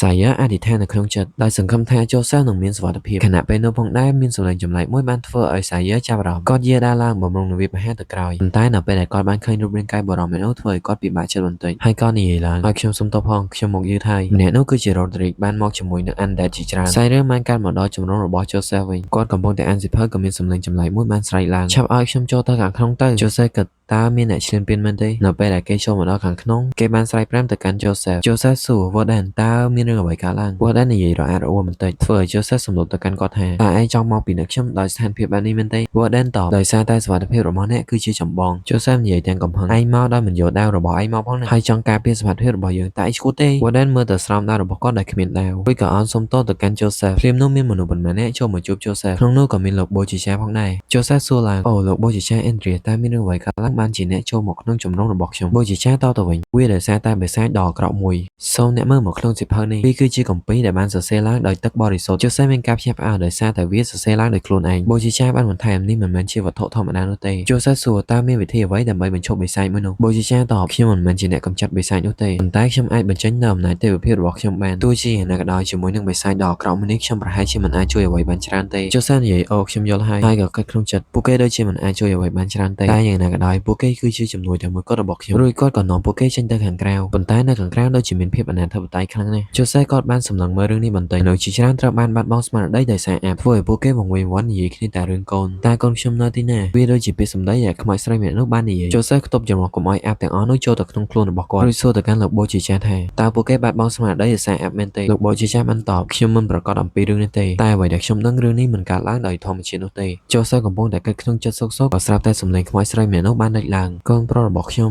តើអ្នកនៅទីណាពួកគេភ្ញាក់ផ្អើលនឹងរូបរាងរបស់ខ្មោចស្រីម្នាក់នេះណាសូម្បីតែ Joseph ក៏ភាំងនឹងរឿងនេះផងដែរវាបានដើរមកកាន់ពួកគេម្ដងបន្តិចម្ដងបន្តិចរួចនិយាយពាក្យដដែលៗតើកូនខ្ញុំនៅទីណានៅពេលដែលវាឃើញ Joseph មានសក់ខ្មៅវាក៏ស្រែកឡើងថាកូនប្រុសរបស់ខ្ញុំទីបំផុតម្ដាយរកកូនឃើញហើយវាក៏បានលោកដៃសម្ដៅមកកាន់ Joseph តែត្រូវបានរលាកដោយថាមពលរបស់បូជាចាវាបានស្រែកឡើងទាំងឈឺចាប់បូជាចានិងក្មេងប្រុសម្នាក់នោះបានព្យាយាមបញ្ចេញនៅថាមពលទេវភាពរបស់ពួកគេធ្វើឲ្យវាខ្លាចទៅជាដែនមួយមិនអាចឲ្យខ្មោចនោះចូលបានហើយខ្មោចម្នាក់នោះនៅតែព្យាយាមលូកដៃចូល Joseph គិតក្នុងចិត្តតើវាមានន័យថាគ្មានវិធីអ្វីសម្រាប់កម្ចាត់ខ្មោចស្រីម្នាក់នេះក្រៅពីសាយទេមើលទៅបុរសទាំងពីរនាក់នេះបានសន្លប់រួចទៅហើយពួកគេដូចជាគ្មានប្រយោជន៍នោះទេខ្មោចនោះនៅតែព្យាយាមជ្រៀតចូលហើយស្រែកឡើងយ៉ាងខ្លាំងៗថាកូនប្រុសរបស់ខ្ញុំ Joseph គិតបន្ថែមខ្ញុំគិតថាបណ្ដាសាមនេះត្រូវបានកំណត់តែខ្ញុំម្នាក់នោះទេហើយតើវាអាចទៅរួចបានដោយរបៀបណាក្មេងប្រុសបានសូត្ររហូតដល់ក្អកឈាមចេញមកធ្វើឲ្យបូជាចាបារម្ភអំពីគាត់ដោយឃើញដែនចុះខ្សោយបែបនេះក្មេងប្រុសបានខាំដៃខ្លួនឯងឲ្យចេញឈាមរួចចាប់ផ្ដើមសូត្របន្តយ៉ាងខ្លាំងទៀត Joseph មើលទៅកាន់ពួកគេបន្តិចរួចគិតក្នុងចិត្តវាមើលទៅដូចជាចិត្តដល់ដែនកំណត់ពួកគេហើយទាំងអស់នេះគឺជាទីបញ្ចប់មែនទេស្ថានភាពរបស់ពួកយើងគឺអាក្រក់ខ្លាំងពេកសម្រាប់រងចាំរហូតដល់ថ្ងៃរះខណៈវិញនោះខ្លួនឯងគាត់បានភ្ញាក់ផ្អើលនឹងរឿងមួយ Bullet បានស្ទុះមកដើម្បីវាយប្រហារខ្មោចនោះនៅពីខាងក្រោយហើយខ្មោចស្រីម្នាក់នោះបានងាកឃើញគាត់ទាន់ពេលគាត់ស្ទុះមកមានថាមពលអារ៉ាបានស្រោបជាមួយខ្លួនគាត់ស្របពេលជាមួយនឹងគ្នានោះសម្លេងចម្លែកបានប្រមានទៅកាន់គាត់កូនកំបិតរបស់ឯងមិនអាចសម្លាប់ខ្មោចស្រីម្នាក់នោះបានទេកាត់មកមុនពេលដែល Bullet គាត់បានឃើញខ្មោចនេះដំបូងគាត់បានសួរខ្លួនឯងថាតើខ្ញុំនឹងត្រូវធ្វើអ្វីឥឡូវនេះសម្លេងចម្លែកបាននិយាយប្រាប់ទៅកាន់គាត់ពេលខ្លះឯងអាចប្រើថាមពលអារ៉ាមបានដោយចៃដន្យផងដែរ Bullet តើឯងកំពុងតែនិយាយរឿងកំ ប្លែងអ្វីហ្នឹងសម្លេងចម្លែកបានគិតទៅដល់វិធីមួយប្រសិនបើឯងអាចឲ្យខ្ញុំគ្រប់គ្រងរាងកាយរបស់ឯងមួយរយៈវាពិតប្រាកដណាស់ដែលខ្ញុំអាចប្រើប្រាស់អរ៉ាបានដោយខ្លួនឯង Wallet និយាយឡើងតើវាពិតទេសម្លេងចម្លែកតបទោះជាយ៉ាងណាក៏ដោយខ្ញុំមិនប្រកាសថាខ្ញុំអាចប្រើប្រាស់វាជាមួយនឹងរាងកាយរបស់ឯងបានដែរឬក៏អត់ក្រោយពី Wallet បានឲ្យវាគ្រប់គ្រងរាងកាយរបស់គាត់វាមានថាមពលជាច្រើនបានចាក់ចូលទៅក្នុងរាងកាយរបស់គាត់សម្លេងចម្លែកបានកាត់ឡើងបន្តិចរួចក៏បានដកដាវឡើងហើយបានដើរសម្ដៅទៅកាន់ខ្មោចមួយនោះព្រមទាំងនិយាយខ្ញុំនឹងជួយទៅកាន់ Joseph ខ្ញុំមានកាតព្វកិច្ចជាច្រើនហើយខ្ញុំបានថ្វាយជំនួយរបស់ខ្ញុំជំនួសដោយភាពស្មោះត្រង់រួចគាត់បានទៅវាយប្រហារទៅកាន់ខ្មោចស្រីម្នាក់នោះខ្មោចស្រីបានងាកមកព្រមទាំងស្រែកឡើងយ៉ាងខ្លាំងធ្វើឲ្យប៉ះពាល់ទៅដល់ស្មារតីរបស់ Wallet សម្លេងចម្លែកបានបញ្ជាគាត់បិទភ្នែករួចវាបានបញ្ចេញនូវថាមពលមួយធ្វើឲ្យ Wallet បានរួចផុតចេញពីការគ្រប់គ្រងភ្លាមនោះសម្លេងចម្លែករៀបនឹងប្រើប្រាស់អរ៉ាហើយវាបានស្របថាមពលអរ៉ាជាមួយនឹងដាននេះបានបង្កឲ្យមានថាមពលយ៉ាងខ្លាំងចាស់ចេញទៅកាន់ខ្មោចស្រី Wallet បានមកដល់ចំពោះមុខវាហើយក៏កាប់ចេញជាមួយនឹងថាមពលអរ៉ាដ៏មានឥទ្ធិពលតែខ្មោចស្រីមិនទាន់នឹងស្លាប់នោះទេព្រោះ Wallet គាត់បានយកដាវធម្មតាទៅកាប់វាលោកបូជាចាមានការភ្ញាក់ផ្អើលតើក្មេងម្នាក់នេះវាអាចប្រើអរ៉ាបានដោយរបៀបណាក្រោយពីបានបញ្ចេញថាមពលយ៉ាងមានឥទ្ធិពលនោះរួច Wallet បានលោតជង្គង់ចុះមកក្រោមហើយក៏បានស្រែកឡើងទាំងការឈឺចាប់ក៏ព្រោះតែរាងកាយរបស់គាត់មិនអាចទ្រទ្រង់នៅថាមពលយ៉ាងខ្លាំងរបស់សម្លេងចម្លែកនោះទេ Joseph បានស្រែកហៅទៅកាន់ Wallet ជាខ្លាំងហើយបានគិតក្នុងចិត្តអំបញ្ញមិញនេះគឺជាដាននៃអរ៉ាមែនទេខ្មោចស្រីបានដឹងខ្លួនឡើងព្រមទាំងព្យាយាមចាប់ទៅកាន់ Wallet Joseph ឃើញបែបនេះក៏ស្ទុះទៅជួយ Wallet ហើយបានគ្រាគាត់ឡើងព្រមទាំងនិយាយឯងអត់អីទេខ្មោចស្រីឃើញបែបនេះក៏និយាយកូនប្រុសរបស់ខ្ញុំបានមកហើយរួចក៏បានចាប់ជើង Joseph ជាប់ Joseph បានគិតឡើងទាំងភ័យខ្លាចតើអាចចង្រៃយកណាដែលដាក់បណ្ដាសានេះមកលើយើងព្រាមនោះ Wallet បានស្រែកហៅ Joseph យ៉ាងខ្លាំងហើយក៏ទាញកអាវរបស់គាត់គប់ចូលទៅក្នុងដែនរបស់បូជាចាខ្មោចស្រីបានត្រឹមតែដង្ហូរយំពួកគេទាំងពីរនាក់បានឃ្លាតចូលមកក្នុងដែន Joseph បាននិយាយថាហើយនេះជាលើកដំបូងហើយដែលខ្ញុំមានអារម្មណ៍ថាធូរស្រាល Wallet បានអរគុណទៅកាន់ Joseph ខ្លាំងណាស់ហើយគាត់បានព្យាយាមងើបឡើងទាំងឈឺចាប់ហើយក៏និយាយទៅកាន់បូជាចាសូមអ្នកប្រទានពរមកដល់ដែនរបស់ខ្ញុំត្រូវតែដល់លែងស្ត្រីម្នាក់នេះចេញពីទុក្ខវេទនារបស់នាងបូជាចាបានតទៅវិញខ្ញុំយល់ហើយគាត់បានអាដៃរបស់ខ្លួនទៅលើដាវរបស់ Wallet រួចនិយាយខ្ញុំបានប្រទានពរជ័យរបស់ខ្ញុំទៅកាន់ដាវរបស់អ្នកហើយក៏ហុចទៅកាន់ Wallet វិញ Wallet បានដើរចេញទៅព្រមទាំងអរគុណទៅកាន់គាត់ Wallet មើលទៅកាន់ខ្មោចស្រីម្នាក់នោះទាំងសោកសៅវានៅតែនិយាយថាសូមអង្វរជួយរកកូនប្រុសរបស់ខ្ញុំផង Wallet បានគិតរឿងនេះបន្តិចទោះបីខ្ញុំបានដឹងវាមួយរយៈខ្លីក៏ដោយខ្ញុំបានឃើញរឿង រឿងរបស់អ្នក Violet បានដឹងវាដោយការស្រែករបស់ខ្មោចស្រីម្នាក់នោះស្ត្រីដែលបានចាក់សោនៅក្នុងបន្ទប់ឃុំឃាំងនៅបន្ទប់ងងឹតមួយនិងកុមារដែលត្រូវបានស្លាប់ហើយគេបានបបង់គាត់នៅបន្ទប់ដ៏ត្រជាក់មួយនាងនៅតែស្រែកសូមអង្វរពួកគេដើម្បីប្រគល់កូនឲ្យនាងវិញស្ត្រីរូបនោះមិនអាចធ្វើអ្វីបានក្រៅពីសូមអង្វរនោះឡើយនេះគឺជាការចងចាំចុងក្រោយរបស់នាងនៅពេលដែល Violet បានចាក់ផ្ដាច់ទៅកាន់នាងគាត់ក៏បាននិយាយឡើងសូមឲ្យអ្នកសម្រាកដោយសន្តិភាពខ្មោចស្រីបានត្រឹមតែយំជាលើកចុងក្រោយ Violet ក៏បានកម្ចាត់នាងចោលទៅនាងបានចាក់ចេញទៅដោយមិនអស់ចិត្តនៅតែគិតអាល័យដល់កូនប្រុសដ៏កំសត់របស់នាងព្រះអាទិត្យក៏បានរះស្របពេលជាមួយនឹងគ្នាផងដែរសាយរឿងបានបង្វែរមកដល់អ្នកដែលនៅខាងក្រោយរឿងនេះគេកំពុងតែញញឹមជាមួយនឹងគម្រោងការរបស់គេរួចក៏មើលទៅមុនអាកុងខ្មៅនៅក្នុងដៃភ្លាមៗនោះវាក៏បានរលត់ទៅធ្វើឲ្យគាត់មានការភ្ញាក់ផ្អើលជាខ្លាំងគំនិតអាក្រក់បានបញ្ឈប់ហើយតើមាននរណាម្នាក់អាចយកឈ្នះទៅលើវាបានតើពួកគេមិននិយាយថាកណៃចេះតែប្រើប្រាស់អរ៉ាទេឬ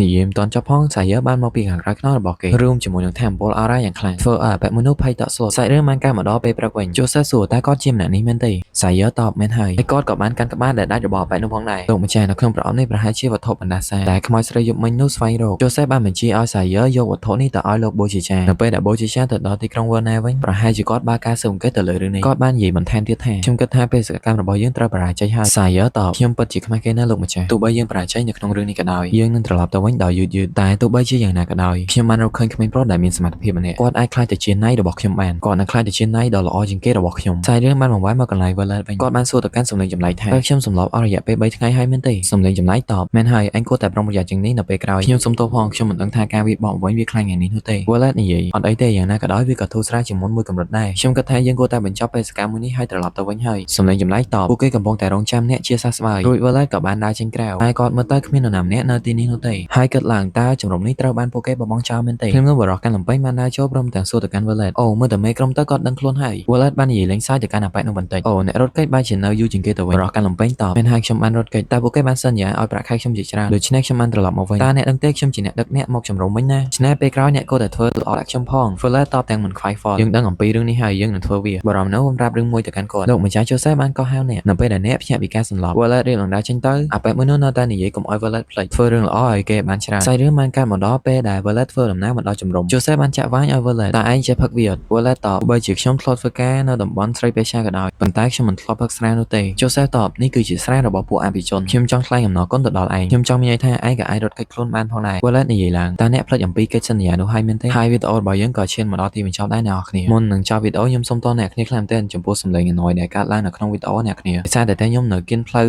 ធំអីចឹងទៅវាបង្កើតសម្លេងអណយច្រើនហើយនេះគឺជាកម្រិតវឹកហាត់ដែលនៅក្នុងរឿងរបស់គេចឹងអ្នកគ្នា